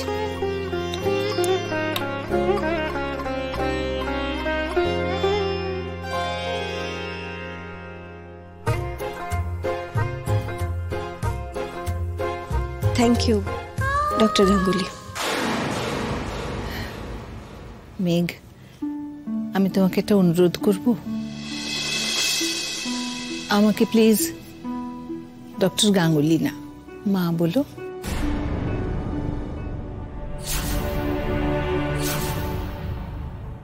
জি5 ডাউনলোড করুন আর সব এপিসোড দেখুন একদম ফ্রি। মিস হবে না আপনার পছন্দের টিভি শো, দেখুন জি5 অ্যাপে একদম ফ্রি। তুমি তো বিয়ের পর থেকেই আমাদের আপন করে নিয়েছিলে মেঘ, আমরাই পারিনি না, বিশেষ করে আমি পারিনি। আমি তো পারিনি তোমাকে মেয়ের মতন আমার কাছে টেনে নিতে। এটা আমাদের সৌভাগ্য যে তোমাকে আমরা আবার পেয়েছি। তুমি আমাদের কাছে এসেছো, আমাদের ক্ষমা করেছো। এবার প্লিজ এই দূরত্বটা একেবারে ঘুচিয়ে দাও। দেখুন আপনি প্লিজ এভাবে না মেঘ, এই কথাগুলো আজ আমায় বলতেই হবে।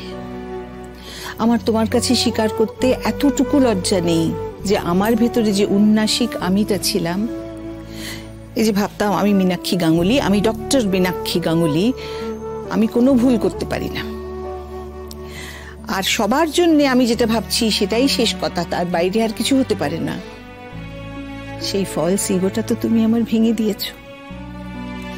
ঘরে বাইরে আমি নিজেকে একেবারে অপরিহার্য মনে করে কোন চূড়ায় উঠে বসেছিলাম, অহংকারের চূড়ায় উঠে বসেছিলাম। তুমি সেই চূড়া তো একেবারে ভেঙে ধূলিসাৎ করে দিয়েছো। মানুষ শ্রেষ্ঠত্বের শিরোপা মাথায় নিয়ে কিন্তু ভুলে যায় যে তার আশেপাশের মানুষরাই কিন্তু তাকে সেরা করে তোলে।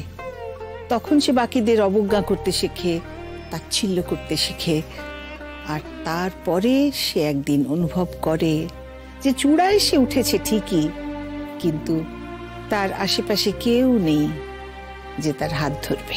এবারে সবাই সব সময় আমার কথা মেনে চলেছে মেঘ, কিন্তু তুমি চলে যাওয়ার পর আমি বুঝেছি যে আমার প্রতি তাদের ভক্তি বা বিশ্বাসের ভিত আলগা হয়ে গেছে।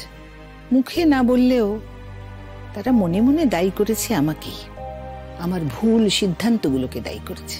কেউ কিন্তু একবারও জানতে চায়নি যে আমি কেন তোমার সাথে এত খারাপ করেছি, কিন্তু আমার বিবেক আমার পিছু ছাড়েনি এক মুহূর্তের জন্য। মায়ের অসুস্থ হয়ে পড়া, এই সব কিছু আমাকে বারবার চোখে আঙুল দিয়ে দেখিয়ে দিয়েছে যে আমি কত বড় স্টুপিডিটির কাজ করেছি। কতটা বিচার বিবেচনাহীন হলে তবে মানুষ তোমার মতন একটা মেয়েকে চিনতে ভুল করে মেঘ। দেখুন সরি মা, আপনি এভাবে বলছেন তাতে কিন্তু আমারও ভীষণ খারাপ লাগছে। ভুল কি আমিও করিনি? এই যে ঠাম্মির অসুস্থতা, নীলের বাইরে পড়াতে চলে যাওয়া, এগুলোর জন্য তো কোনোভাবে আমিও একটু হলেও দায়ী।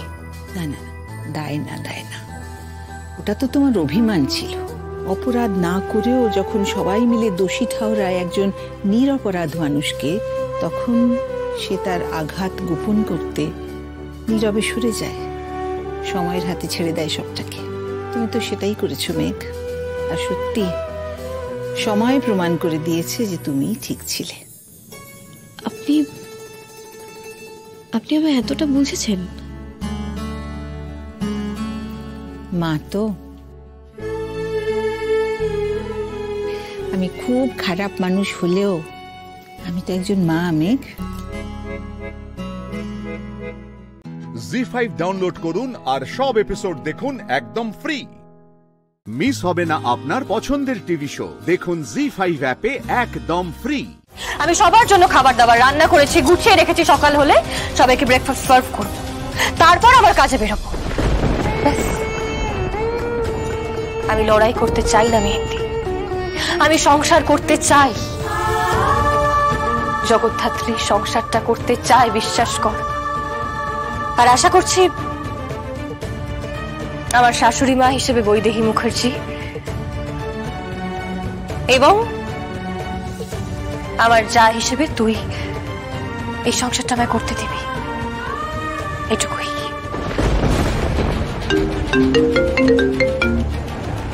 হ্যালো, হর্ষবর্ধন রায় বলছি। Yes sir. কত দূর এগোলো কেসটা? সব আমি কেসে স্টাডি করে ফেলেছি, এবার কাজ শুরু করো। বেশি সময় নেই, কাজ শুরু করো, ম্যাডাম খুব তাড়া দিচ্ছে। সব একটা রিকোয়েস্ট ছিল আমার। বলো। আমি চাইছি কাজটা একটু নিজের মতন করে করতে, মানে ইনভেস্টিগেশনটা। হ্যাঁ বুঝতে পেরেছি, আমি তোমাকে আর টাকাটা দেবো না, তুমি এগিয়ে যাও, মাঝে মাঝে খবর নেব। Sure sir, thank you very much. কার ফোন? IG crime Harshvardhan Roy. তুমি একজন পোড় খাওয়া ইন্টেলিজেন্স অফিসার, আমি ভাবতে পারছি না বাড়ির বউ ইন্টেলিজেন্স অফিসার সে আমার ছেলেকে, তুমি আমার ছেলেকে আটকে রাখতে পারবে না। আমি তোমাকে বলছি তুমি আমার ছেলেকে আটকে রাখতে পারবে না, উৎসবকে আটকে রাখতে পারবে না। আমি চ্যালেঞ্জ করলাম তোমার সাথে। উপাল মৈত্রের সাক্ষ্য এবং অন্যান্য এভিডেন্স যা আছে তাতে আপনার ছেলেকে কেউ বাঁচাতে পারবে না, এই কথাটা আমি আপনাকে বলে দিলাম। এটা কে বলছে? এটা কি এবারই পুত্রবধূ হিসেবে দাবি করা জগদ্ধাত্রী মুখার্জি বলছে নাকি নাকি জ্যাজ সান্যাল বলছে? জ্যাজ সান্যাল বলছে এবং জগদ্ধাত্রী মুখার্জিও বলছে। আচ্ছা, তাহলে নিজের দেওরকে হাজত বাস করাবেই তুমি? কারণ সে অপরাধী। ওকে, চ্যালেঞ্জ রইল, বাজি রাখলাম তোমার সাথে, বাজি। তুমি আমার ছেলেকে আটকে রাখতে পারবে না, আমার ছেলেকে তুমি আটকে রাখতে পারবে না, ছেলেকে তুমি আটকে রাখতে পারবে না।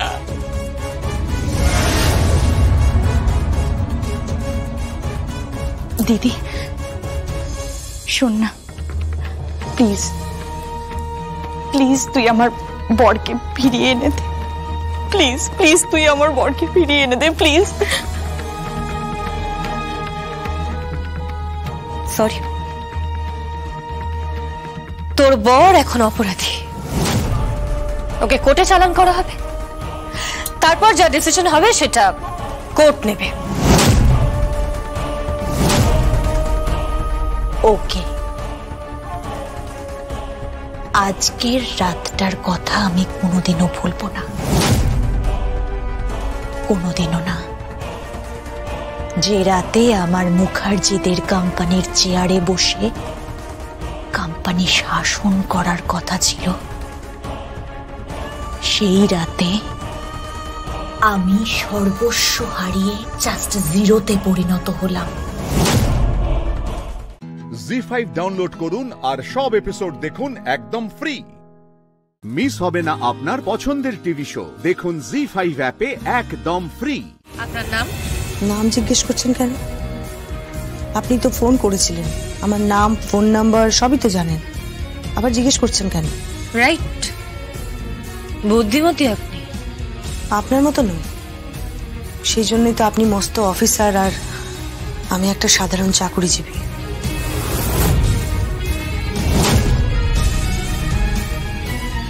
কোথায় চাকরি করেন আপনি? হ্যাঁ, তা কোথায় চাকরি করেন? একটা হাসপাতালে। তা কি কাজ করেন আপনি?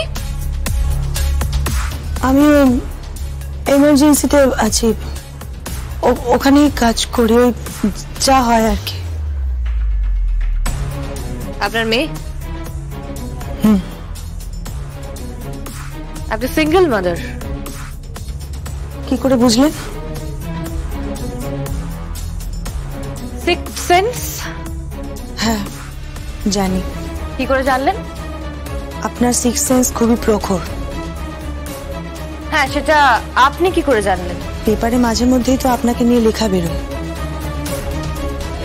মুখার্জি বাড়ির কি একটা স্ক্যান্ডেল নিয়ে তো লেখালেখি হয়েছিল। আপনি ওই বাড়ির বউ না? বাহ বাহ, আপনি তো দেখছি বহির জগতের সাথে বেশ ভালোই যোগাযোগ রাখেন। রাখতে হয়, কি করব বলুন, বললাম না সিঙ্গেল মাদা, একা একটা মেয়েকে বড় করছি তো,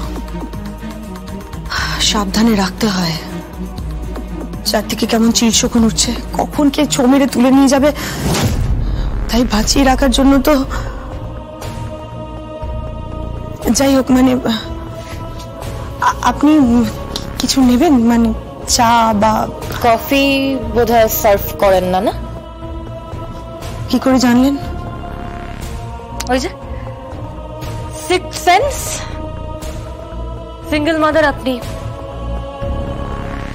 মেয়েকে একটা ভালো স্কুল থেকে পড়াচ্ছেন, একটা ফাইন্যান্সিয়াল চাপ বোধহয় থাকে, তাই না? তাই কফির মতন লাক্সারি বোধহয় খুব একটা চলে না। বা ধরুন কফি বা বিভিন্ন নামি দামি ব্র্যান্ডের হেলথ ড্রিঙ্কস। আগে হ্যাঁ, কফিটা আমাদের কাছে লাক্সারি। সস্তার চা পাতা কিনে এনে চা করি, ওই যেটুকু প্রয়োজন। বুঝলাম। ওই চা পাতায় চা করলে খাবেন? খুব সস্তা। না, আমি চা খেতে আসিনি, আমি আপনার মেয়ের সাথে কথা বলছি। না, মেয়ের সাথে কেন? ও একটা বাচ্চা মেয়ে, ওর সাথে কি কথা আছে? ও কি বলবে? একদম নয়, আপনার যা কথা বলার আমার সঙ্গে বলবেন, ওর সাথে তো কোনো কথা রাখতে পারে না, ও কি বলবে? এত রিঅ্যাক্ট করছেন কেন? এত রিঅ্যাক্ট করছেন কেন আপনি? আমি জাস্ট আপনার মেয়ের সাথে আলাপ করতে চাইছি। আপনাদের আলাপের ধরন আমার জানা আছে। তাই নাকি? কি জানা আছে আপনার? কম হ্যারাসমেন্ট তো হয়নি, প্রচুর হ্যারাসমেন্ট হয়েছে, প্রচুর। প্রতিদিন কেউ না কেউ আসতো, প্রচুর প্রশ্ন করতো, একের পর এক প্রশ্ন, একের পর এক প্রশ্ন। মনে হতো যেন পারলে আমাকে খুনি বানিয়ে দেবে বা আমার মেয়েকে খুনি বানিয়ে দেবে। খুনি বানিয়ে দিচ্ছে মানে? খুনি বানিয়ে দিচ্ছে কেন? কেউ খুন হয়েছে নাকি? না, খুন খুন খুন হয়নি তো। মানে কেউ খুন হয়েছে নাকি? জি5 ডাউনলোড করুন আর সব এপিসোড দেখুন একদম ফ্রি। মিস হবে না আপনার পছন্দের টিভি শো, দেখুন জি5 অ্যাপে একদম ফ্রি। পেশেন্টের অবস্থা খুব ক্রিটিক্যাল, হেড ইনজুরি আছে, তাছাড়া বিভিন্ন জায়গায় চোট লেগেছে। তবে আমরা চেষ্টা করব ঠিক করার। বলছে অন্য কোথাও রেফার করবেন? না না, আমরা অন্য কোথাও রেফার করব না, কারণ আমরা মনে করছি আমরা চিকিৎসা করতে পারবো। তবে হ্যাঁ, আপনারা যদি অন্য কোথাও নিয়ে যাওয়ার কথা ভাবেন তাহলে বাড়ির লোককে বন্ড দিয়ে নিয়ে যেতে হবে। শিমুল, রিস্ক নেওয়ার কোনো দরকার নেই, তুই আমার কথা শোন। যদি বন্ড ফন্ড দিয়ে নিয়ে যাওয়ার সময় রাস্তায় কোনো একটা দুর্ঘটনা ঘটে তাহলে কিন্তু একদম যাচ্ছে তাই ব্যাপার হবে। তার থেকে প্রাথমিক চিকিৎসাটা এখানে শুরু হোক, তারপর দেখা যাবে। ডক্টর, ফের আপ পেশেন্ট কে সাথ কি করতে হবে? দেখুন, অনেকগুলো অপারেশন আছে, আর অপারেশনগুলো সাকসেসফুল হতেও পারে আবার নাও হতে পারে। তার জন্য বাড়ির লোককে বন্ড দিতে হবে। আচ্ছা, আপনারা ওর বাড়ির লোক তো, পরিচয়টা কি? বলছি আমি ওর এক্স ওয়াইফ। Ex wife? হ্যাঁ, আমি দেখছি যদি বাড়ির কাউকে পাওয়া যায়, কাউকে যদি ম্যানেজ করতে পারি, বন্ডটা সাইন করিয়ে নিচ্ছি। আপনি প্লিজ যত তাড়াতাড়ি সম্ভব ট্রিটমেন্টটা শুরু করুন না স্যার, দেরি করবেন না প্লিজ। দেখুন, পেশেন্টের অনেক ব্লাড বেরিয়ে গেছে, এখনই অপারেশন টেবিলে নেওয়া যাবে। এখন অপারেশন টেবিলে নিলে পেশেন্টকে হয়তো সার্ভাইভ করানো যাবে না, তাই ওই ব্লাড দিয়ে প্যারামিটারগুলো একটু নর্মাল করা গেলে তখন আমরা অপারেশন টেবিলে নেব। ঠিক আছে, আপনারা তাহলে অপেক্ষা করুন। কি হবে বলো তো সুচরিতা দি? ভাবিস না, দাঁড়া, কিছু তো একটা ব্যবস্থা করতে হবে, আর সইটাও তো করতে হবে কাউকে। কে সাইন করবে? আমি কি করে সাইন করবো বলো তো? আমার পক্ষে তো সাইন করা সম্ভবই হবে না। আমার সাইন তো গৃহীত হবে না। আমি ওর এক্স ওয়াইফ, আমার কি দাম? তাহলে কে সই করবে? ওদের বাড়ি থেকে কে করবে সই? কিছুই বুঝতে পারছি না। পলাশও তো সকাল থেকে নেই, কোথায় গেছে কিচ্ছু জানি না, কোনো খোঁজ খবর নেই। আর ও যদি এখানেও আসে না, ও তো একেবারে ভূতের নৃত্য নাচবে। জানো তো কিরকম আজে বাজে কথা বলে, কেমন করে। আর আমি সত্যিই চাই না এখানে কোনো রকমের কোনো ডিস্টারবেন্স হোক। এটা কি হবে শিমুল? কি হবে? আমি ভাবছি এক্স কথাটা না বলবো না। হ্যাঁ, আমি বলবো আমি ওর ওয়াইফ। শিমুল, এই তো বলে দিলেই ডাক্তারকে যা বলার। হ্যাঁ ঠিক আছে, ডাক্তারকে বলেছি, কিন্তু ডাক্তার তো আর বন্ড সাইন করাবে না। তুই বুঝতে পারছিস তুই কি বলছিস? হ্যাঁ, তুই বন্ড সই করিয়ে অপারেশনের মতো একটা বড় সিদ্ধান্ত নিবি, আর তারপর যদি কোথাও এতটুকু গন্ডগোল হয় তুই জানিস কি হবে? কি করবো? আর আমি পিপাসা দিয়ে আর কোনো অপশনও নেই। আরে সেটা তো আমরা বুঝতে পারছি, কিন্তু ওদের বাড়ির লোক তো বুঝবে না। যদি কিছু একটা হয়ে যায় সবাই মিলে তোর পেছনে পড়বে আবার। হ্যাঁ, তুমি ইনসাফকে বিচ মত রাও শিমুল। কি করে এর মধ্যে থাকবো না বলো তো? একটা লোক মৃত্যুর সাথে পাঞ্জা লড়ছে, সেখানে কি আমি নিজের কথা ভাববো? সেখানে কি নিজের কথা ভাবার সময় আছে? কেউ নেই যে আসবে। আর দেখো, ওদের যদি মনে হয় আমাকে জড়াবে, আমারও তো সত্যি কিছু করার নেই। কে এখানে আসবে বলো? মাকে বলবো? মাকে বিয়ে ছেড়ে আসবে? সেটা তো পারবে না। আর এখানে যদি এসে দেখে যে ছেলের এই অবস্থা, কতটা ভেঙে পড়বে তোমরা ভাবতেও পারছো না। ভাবনারও অতীত। কিচ্ছু তো করার নেই, আমাকেই করতে হবে, আমাদেরই করতে হবে। আচ্ছা দাঁড়া, আগে তো অপারেশন টেবিলে তুলুক, তারপরে অনেকটা সময় পাবো মাঝখানে, আমরা তখন ভাবা যাবে কি করা যায়। জি5 ডাউনলোড করুন আর সব এপিসোড দেখুন একদম ফ্রি। মিস হবে না আপনার পছন্দের টিভি শো, দেখুন জি5 অ্যাপে একদম ফ্রি। আমার না একটা কথা ভীষণ মনে হয়, চুপি চুপি বলি, কাউকে বলবি না তো? আমার না আজকাল কিরম মনে হয় জানিস, আমার যত মন্দ ভাগ্যই হোক তবু আমার এই বড় ছেলেটা, আমার পরাগ, সে যেন কোথায় একটু বদলেছে। জানি জানি জানি তোদের বিশ্বাস হবে না তো, সে কথা আমি জানি, কিন্তু আমি তো মা, আমি বুঝি। জীবনে তো তারা অনেকবার বদলেছে, কিন্তু এবারের বদলের ধারাটা যেন একটু অন্যরকম। আর পরাগ তো বৌমাকে বলেওছে, জানো তো, আবার যদি নতুন করে সবকিছু শুরু করা যায়। বৌমা অবশ্য তাতে কান পাতেনি, মুখ জামটা দিয়ে চলে গেছে। তো কি করবে জেঠিমণি? মুখ ঝামটা দেবে না তো কি করবে? এত কিছুর পরেও সে আবার তাকে তোল্লা দেবে, আবার বলবে চলে আসছি, ডাকলেই চলে আসছি। এত কিছুর পরে এটা সম্ভব নাকি জেঠিমণি? এরকম পরিণতি হবে ভাবা যায় না। এরকম একটা মর্মান্তিক ঘটনা, জানো তো, সবে পরাগের মা বলতে শুরু করেছিল যে ছেলেটা শুধরোচ্ছে, ছেলেটা ভালো হয়ে উঠছে আস্তে আস্তে। সেখানে তার মাকে গিয়ে যদি এরকম একটা ঘটনা শোনাতে হয়, ভাবতে পারছো কি অবস্থা হবে? সত্যি ভাবতে পারছি না, কি ভয়ঙ্কর একটা কাণ্ড ঘটলো বলো তো। আমার তো অন্য ভয় হচ্ছে, পাড়ার জানো তো কেউ কেউ হলেও দেখেছে, কেউ গিয়ে না বাড়িতে খবরটা দিয়ে দেয় শিমুল। বিপাশা দি, ওটা তো আমাদের পাড়া না, পাশের পাড়া। সেখান থেকে কে উপজে এসে বলবে বলো তো? আমি শুধু চাইছিলাম পুতুলদির বিয়েটা যেন নির্বিঘ্নে হয়ে যায়। আর ওই ছেলের বৌদিকে দেখেছো তো, কোনোভাবেই চায় না এই বিয়েটা হোক, এই বিয়ে নিয়ে একদমই খুশি না, সুযোগ পেলেই না বিয়েটা ক্যান্সেল করে দেবে, সেটাই আমি চাই না। আহারে বেচারি কত আশা করে আছে এই বিয়েটা নিয়ে। না গো, পুতুলদিকে আমি কোনোভাবে কষ্ট দিতে পারবো না। শিমুল, এই তো খানিক্ষণ পর থেকে আবার তোরও খোঁজ পড়বে বাড়িতে, কি করবি তুই? কি করব দেখো, আর একটু এখানে থাকি বুঝলে তো, একটু খোঁজ খবর নি, দেখি কি হচ্ছে, তারপর না হয় ফিরে যাবো। আর তুমি क्या सोच रही हो শিমুল? ওখানে যাবে কি তুমি? যেতে তো হবেই, না গিয়ে কি করবো বলো তো? কি উপায় আছে আর? ওখানেও তো সমান গুরুত্বপূর্ণ।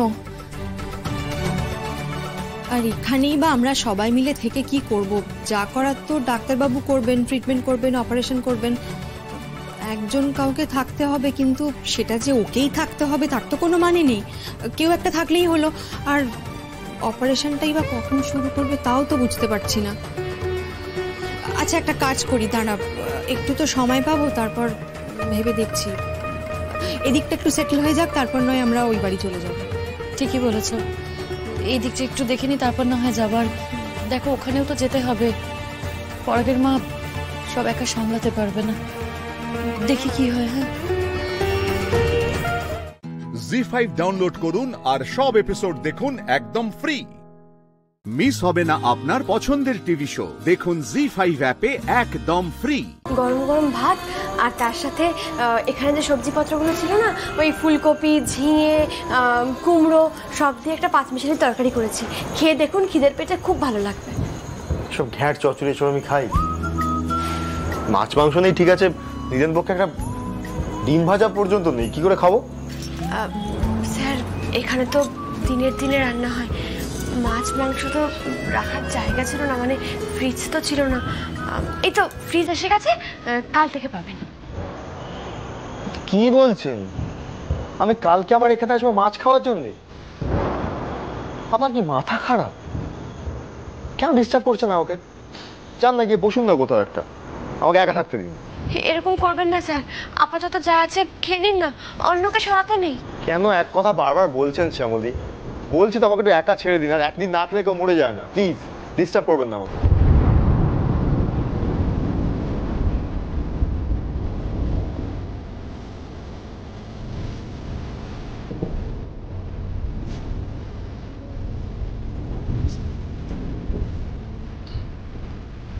স্যার খেয়ে নিন না স্যার। আপনি চুপ করবে?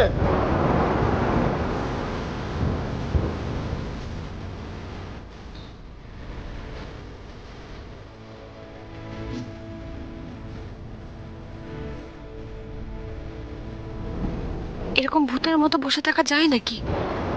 স্যারটা না কথা বলবেন না খাবেন, একটু ঝগড়া বকাবকি করলেও তো সময়টা কেটে যায়। জানলাও নেই যে বাইরে তাকিয়ে বৃষ্টি দেখবো, ফোনও নেই যে সিরিয়াল দেখবো। না, আমি বরং একটু গানই শুনি।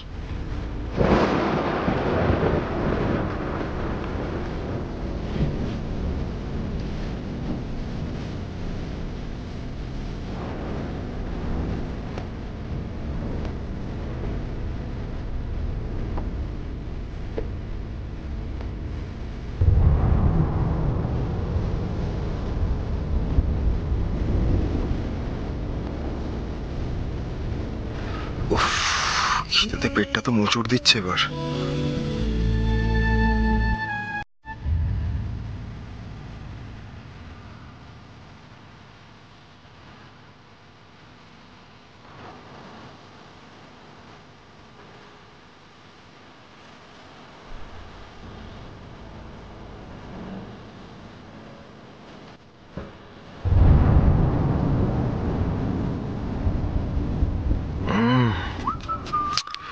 ডিলিশিয়াস।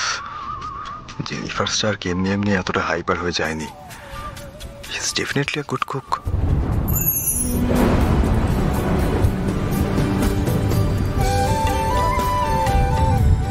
স্যার আমার হাতের রান্না খেলেন? স্যার জলটা খেয়ে নিন স্যার। রান্না ভালো হয়েছে স্যার? ভালো বললেই এখন মাথায় উঠে নাচবেন। নিজের মুখে কি আর বলবেন ভালো কথা?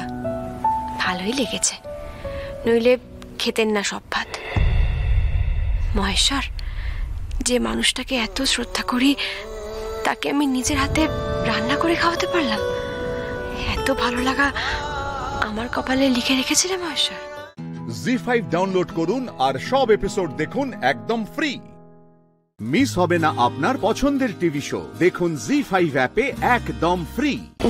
স্যার বলছি, পেটে তো খাওয়ার পড়েছে, এবার খুব ঘুম আসবে। আর সারাদিন এত খাটাখাটনির পর একটু বিশ্রাম নিলে আপনার শরীর খারাপ করবে স্যার। আমি বরং বিছানা পেতে দিই, আপনি একটু শুয়ে পড়ুন। আমি মেঝেতে শোবো? স্যার মনে তো হয় না যে আজ রাতে আমাদের এখান থেকে কেউ উদ্ধার করতে আসবে বলে। সারা রাত এরকম ভাবে চেয়ারে বসে বসে ঝিমানোর থেকে তো বিছানায় পাটা টান করে একটু শুতে পারবেন, একটু হলেও তো আরামটা বেশি হবে। আর তাছাড়া আজ রাতে যদি আপনি না ঘুমান, কাল সারাটা দিনে আপনার ক্লান্ত লাগবে। এই শ্যামলির জন্য আপনি দুটো দিন নষ্ট করবেন?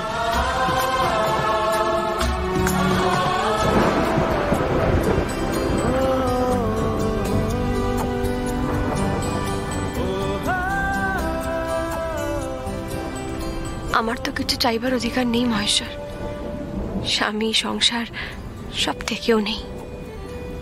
তবু এই দুর্যোগের মধ্যেও যে মানুষটার একটু সেবা করার সুযোগ পেলাম, তোমার শ্যামলী তার জন্য সারা জীবন তোমার কাছে ঋণী থাকবে, সারা জীবন।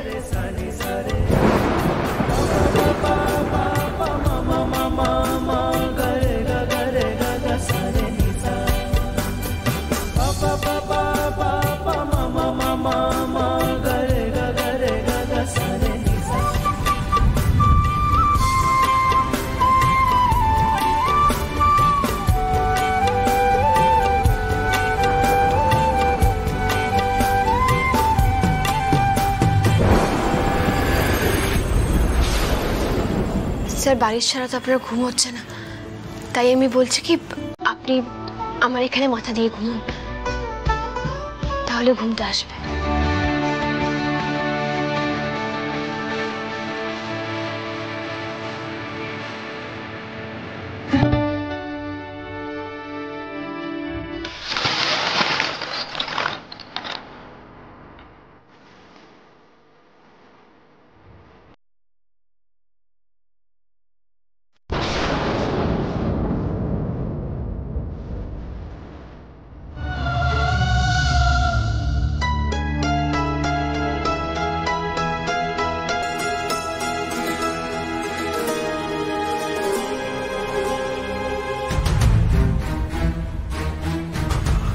মামুনি, আমি গাড়ির কাছে যাচ্ছি, তুমি অনেকে নিয়ে এসো, আমাদের এখন বাড়ি ফেরা উচিত। মামুনি, চলে আসুন। স্যার, আপনারা বাড়ি চলে যান, আমি ঠিক চলে যাব। সবাই বুঝতে পারছেন তো কি একটা ভয়ঙ্কর কাণ্ড হতে চলেছে এবার বাড়িতে? মামুনিকে দেখতে পারলেন মুখ চোখের অবস্থা কি? হ্যাঁ, বুঝতে পারছেন ওদিকে কি হবে। আসলে এই মাঝরাতে আমি আপনাকে একা ফেলে এখানে বাড়ি চলে যাবো? কি বলছেন কি আপনি? আসুন প্লিজ, আর কথা বাড়াবেন না, যেটা বলছি সেটা শুনুন, আসুন। বাবা তুমি সাইডে বসো, আমি গাড়ি ড্রাইভ করছি। শ্যামলী আপনি পেছনে বসুন। আমি গাড়িতে মানে ও গেলেই গাড়িতে আমি উঠবো না। জি5 ডাউনলোড করুন আর সব এপিসোড দেখুন একদম ফ্রি। মিস হবে না আপনার পছন্দের টিভি শো, দেখুন জি5 অ্যাপে একদম ফ্রি। আমারও মা বাবার কথা খুব মনে পড়ছে। মা বাবার জন্য মন খারাপ করছে? ছাল ছাড়ানো ভোঁদর একটা। হাতে যদি মন খারাপ করছে, মা বাবার সাথে গেলি না কেন? বেটা কচি গিরগিটি। আহা অখিলেশ দা, ছেলেমেয়েরা তো একটু অন্যায় করবেই, এত রাগ করলে চলে? শুনুন, বৌদির এই অবস্থার কথা ভেবে যেটা করবেন ভেবে চিন্তা করবেন। সেটাই তো বোঝানোর চেষ্টা করছি, এবার বাবা বুঝলে তো। না না, বুঝতে হবে। আচ্ছা শোনো, এখন আমি আসি, বুঝলে? কোনো অসুবিধা হলে আমাকে ফোন করো। ডাক্তার কাকা চলুন, আমি আপনাকে এগিয়ে দিয়ে আসি।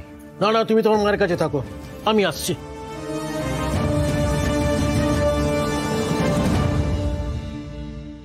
দেখো জেঠু, আমাদের কারোর কথা তোমায় ভাবতে হবে না, কিন্তু জেঠির কথা ভেবে অন্তত তুমি। এই যে সব জ্ঞান উদানন্দন চলে এলেন, এখন আমায় জ্ঞান দেবে সব বকর বকর করে। শোন, আরো 7 দিন ওরা ভিক্ষে করবে। যতদিন না চোখ সত্যিকারে উল্টে যাচ্ছে, ততদিন ওদের আমি বাড়িতে ফেরত আনবো না। আরে যে বড় বউ, ফ্যাচ ফ্যাচ করে কেঁদো না তা। দেখো আবার কাঁদে। ঠিক আছে, আর কেঁদো না। চলো সে যান, কালকে কি অপদার্থ দুটোকে একটু খাবার দাবার দিয়ে আসবি। তা এর বেশি এখন আর কিছু করতে হবে না ওদের জন্য। সব ধ্যাসটম আমি বের করে দেবো। জেঠি, ও জেঠি, তুমি তো জেঠুকে চেনো, উনি রাগের মাথার মুখে অনেক কথাই বলেন, কিন্তু এটা তো বুঝতে পারছো যে ওনার মনও আস্তে আস্তে গলছে। কালকে খাবার দিয়ে আসতে বলেছে, তুমি দেখবে কদিন পরে নিজেই বলবে ওদেরকে বাড়িতে ফিরিয়ে আনতে। তুমি একটু খাওয়া দাওয়াটা করো, আর আমরা বাড়ির সকলে তো রইলামই।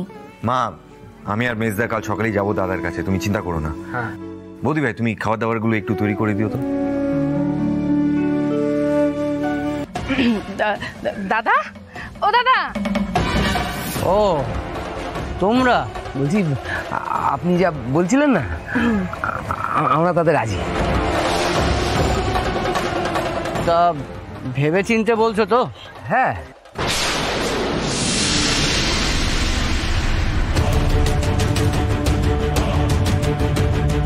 ঠিক আছে, তোমরা এত করে যখন বলছো, আজই তোমাদের দাদার কাছে নিয়ে যাব।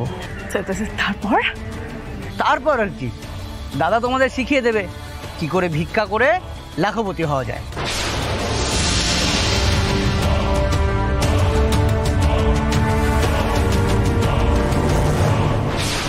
বলছি দাদা কোথায় থাকে?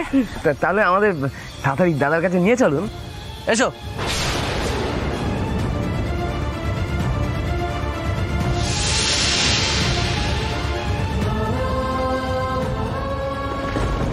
কোথায় গেল বলতো? পর্ণা তো বলেছে এখানেই বসছে ওরা। দেখ, আজ হয়তো আসেইনি, কাল ভিক্ষে করে হয়তো খুব খাটনি গেছে। চল তো ওই দিকটা চল, গিয়ে দেখি। হ্যাঁ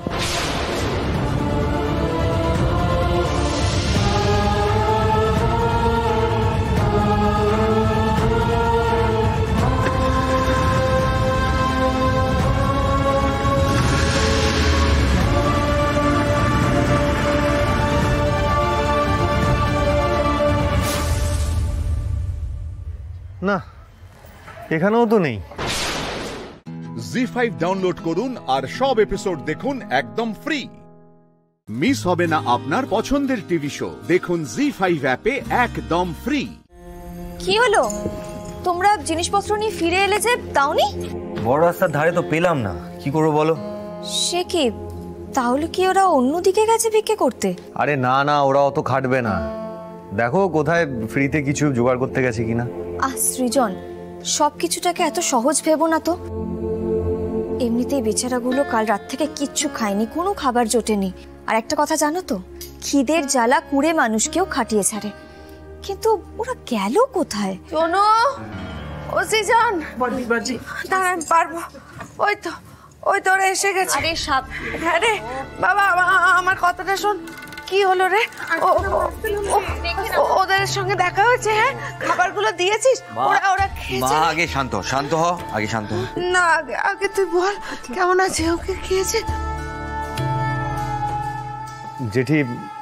জেঠি অনেক খুঁজেছি, বড়দা বড় বৌদিকে কোথাও পাইনি। পেলি না?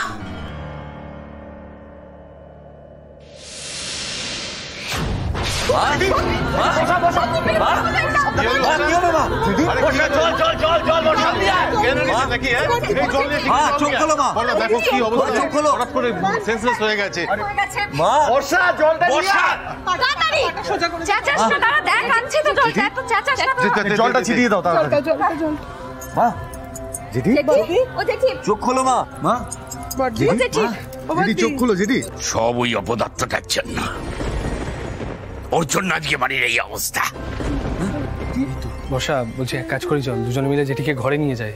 এখানে থাকলে এইসব কথা শুনে জেঠি আরো প্যানিক করবে। হ্যাঁ যাও, পিগলু তুমি নিয়ে যাও তো, নিয়ে যাও, আস্তে আস্তে যাও। ঠিক আছে।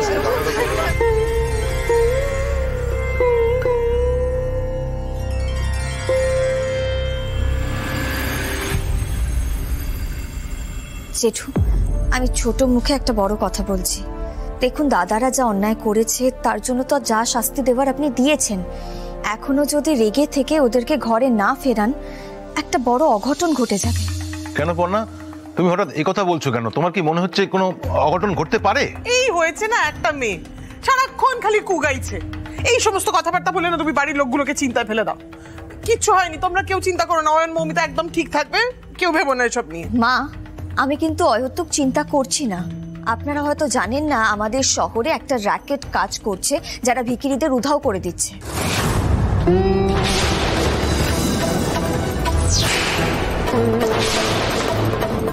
কি বলছো কি পর্ণা?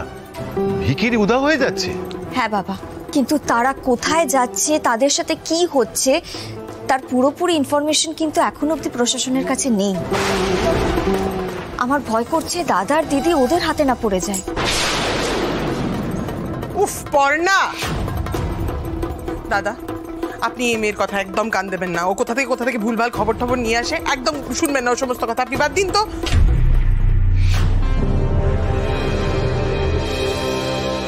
পর্ণা, তুমি যেটা বলছো সেটা সত্যি ঘটছে? হ্যাঁ জেঠু, আমাকে অফিস থেকে এই বিষয়টা নিয়ে তদন্ত করতেও বলা হয়েছে। বুঝলাম, তাহলে তুমি আমাদের কি করতে বলছো?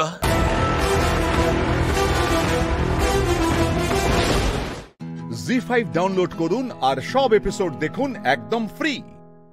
মিস হবে না আপনার পছন্দের টিভি শো। দেখুন জি5 অ্যাপে একদম ফ্রি।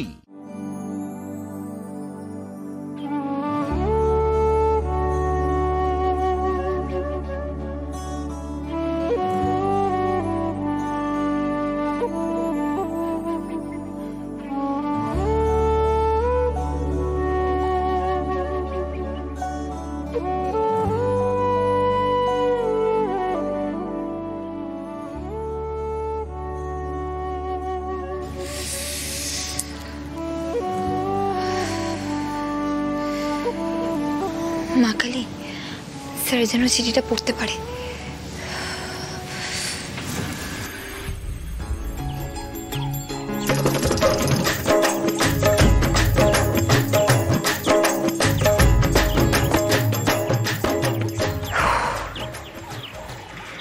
কেউ নিশ্চয়ই দেখেনি আমায়। সবাই তো এখন ঘুমোচ্ছে। স্যার ঘুম থেকে উঠেছে তো? নাহলে তো আবার ধরা পড়ে যাব। ও মা কালী, দেখো সবাই যেন রেগে না যায়। স্যার ফুলকি দাসের সঙ্গে দেখা করতে চাইছে। ফুলকি দাস দেখা না করে পারে? সবাই বুঝতে পারে না?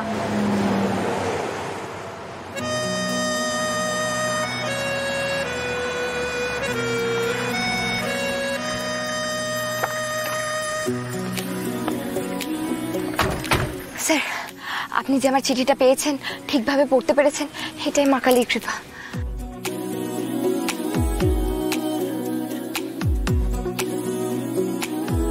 তোমার চিঠি? হ্যাঁ স্যার, কাল সকলে আমি ছুটতে যাব। সকলে? হ্যাঁ, সকালের আকার মিসিং না, সকলে আমি ছুটতে যাব, রাতে আসবেন। রাস্তাটাকে লিখেছো রাতে। এই হারে বানান ভুল করলে কেউ কি করে বুঝবে বলো তো ফুলকি? আমার ভাগ্য ভালো যে আমি বুঝতে পেরেছিলাম যে তুমি সকালটাকে সকল লিখেছো। এই ডেটে বানান ভুল হলে কিছু বলার নেই। এনিওয়ে, তোমার ফোনটা কি এখনো তমালের কাছে নাকি?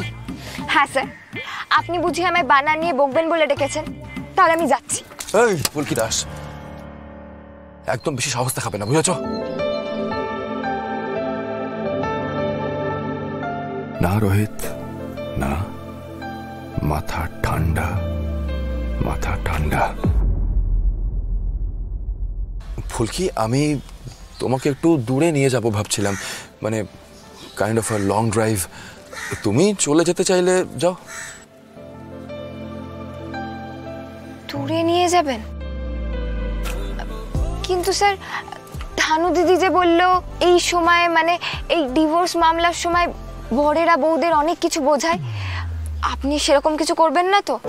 মানে আমার তো এখন আমার উকিলের সামনে আপনার সঙ্গে কথা বলা উচিত, কিন্তু কি করব, ফুলকি দাস তো নিজেকে সামলাতে পারে না। ফুলকি, আমি তোমাকে শুধু একটা ড্রাইভে নিয়ে যেতে চাই, যাবে? এইভাবে বললে তো যেতেই হবে স্যার, কিন্তু আপনি যদি আগে বলতেন যে আমরা বেড়াতে যাব, তাহলে তো আমি শাড়ি টাড়ি আনতাম। শাড়ি তোমার জন্য। কোনো একটা ঠিকঠাক জায়গা দেখে পোশাকটা পাল্টে নিও, ব্যবস্থা আমি করে দেবো। ওকে, আপাতত এখান থেকে রওনা হই। না ধরো। জি5 ডাউনলোড করুন আর সব এপিসোড দেখুন একদম ফ্রি। মিস হবে না আপনার পছন্দের টিভি শো, দেখুন জি5 অ্যাপে একদম ফ্রি।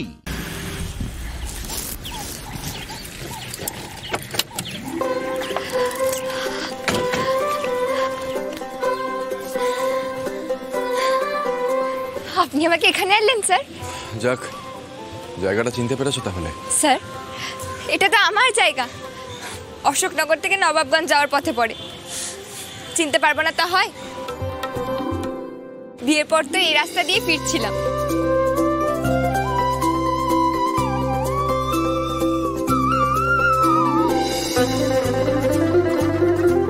পুরনো সব কথাগুলো মনে পড়ে যাচ্ছে স্যার।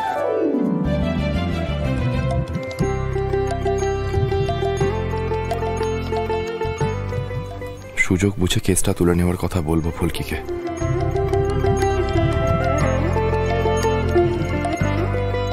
যদি মামলাটা না তোলে তাহলে তো কেসটা চলবেই। আমাকে উত্তর দিতে হবে ফুলকির উকিলের চিঠির। আর শালিনীর যা মানসিক অবস্থা, তাতে ও তো ডিভোর্সটা করার জন্যই জোর দেবে। ফুলকির খেলাধুলোর কি হবে? ওর মা অসুস্থ, বাবা ফুলকিকে দেখবেও না, কি করে ক্যারিয়ার তৈরি হবে মেয়েটার?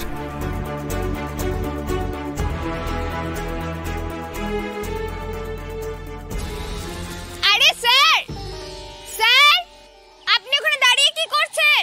এদিকে আসুন, এক্ষুনি তো ফুচকাওয়ালা ভেলপুরিওয়ালা চলে আসবে। এই মেয়ে নাকি আমাকে ডিভোর্স দেবে। কি করবে ও ডিভোর্সের পরে? দায়িত্ব যখন নিয়েছি তখন কিছুতেই ওকে ঠেলে ফেলে দিতে পারবো না আমি। লেভা, স্যার আসুন।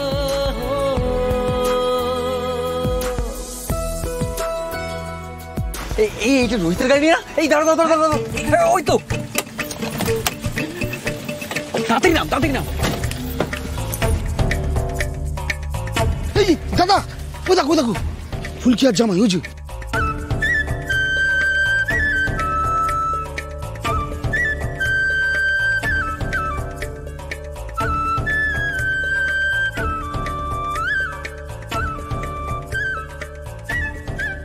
ও বাবা, হয়ে গেল রে ধানু। আরে ফুলকি তো কেস টেস সব ভুলে গেছে দেখছি।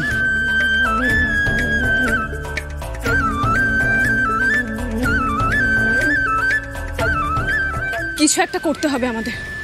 ভোমলদা, আমরা কি করে পার্কে ঢুকবো? কেউ যেন চিনতে না পারে আমাদের। কি করবে ওরে? আরে পার্কে তো লুকোনোর জায়গাও নেই রে।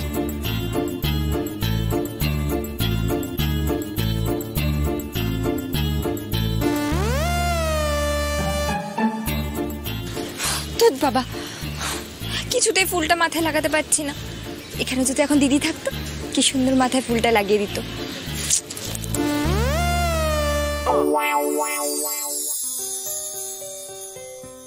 দেখি আমাদের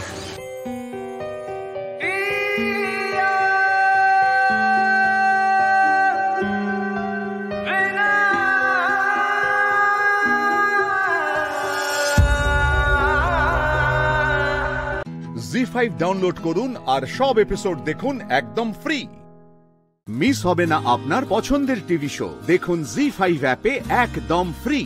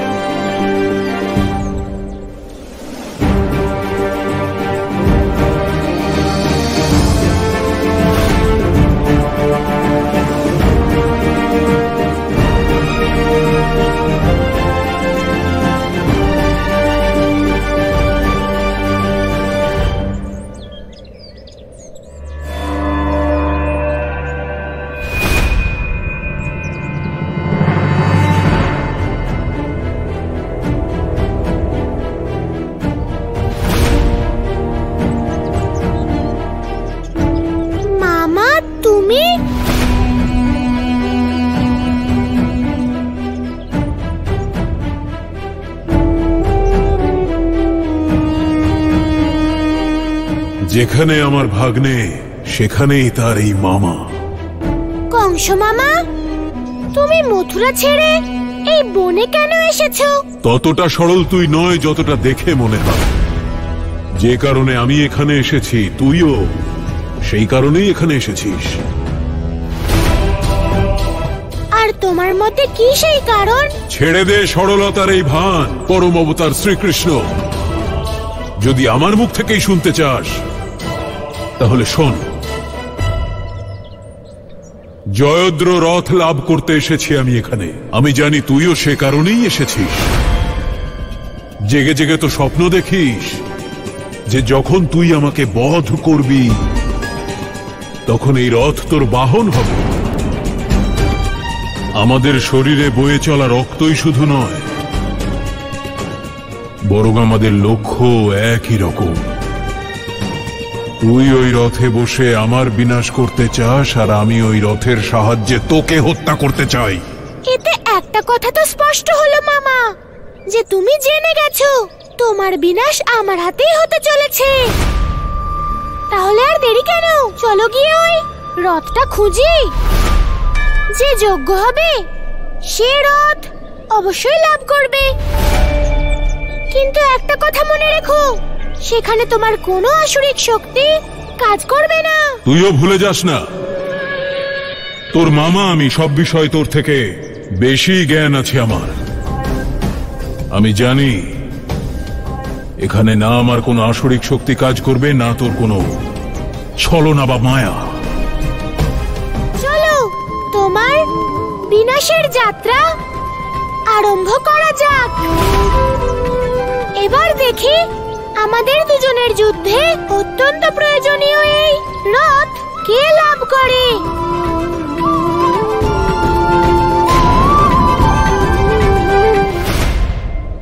চলো মামা।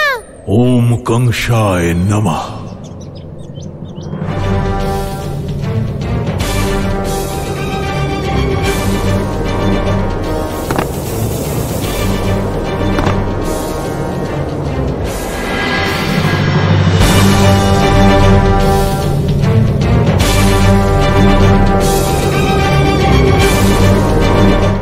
জি5 ডাউনলোড করুন আর সব এপিসোড দেখুন একদম ফ্রি।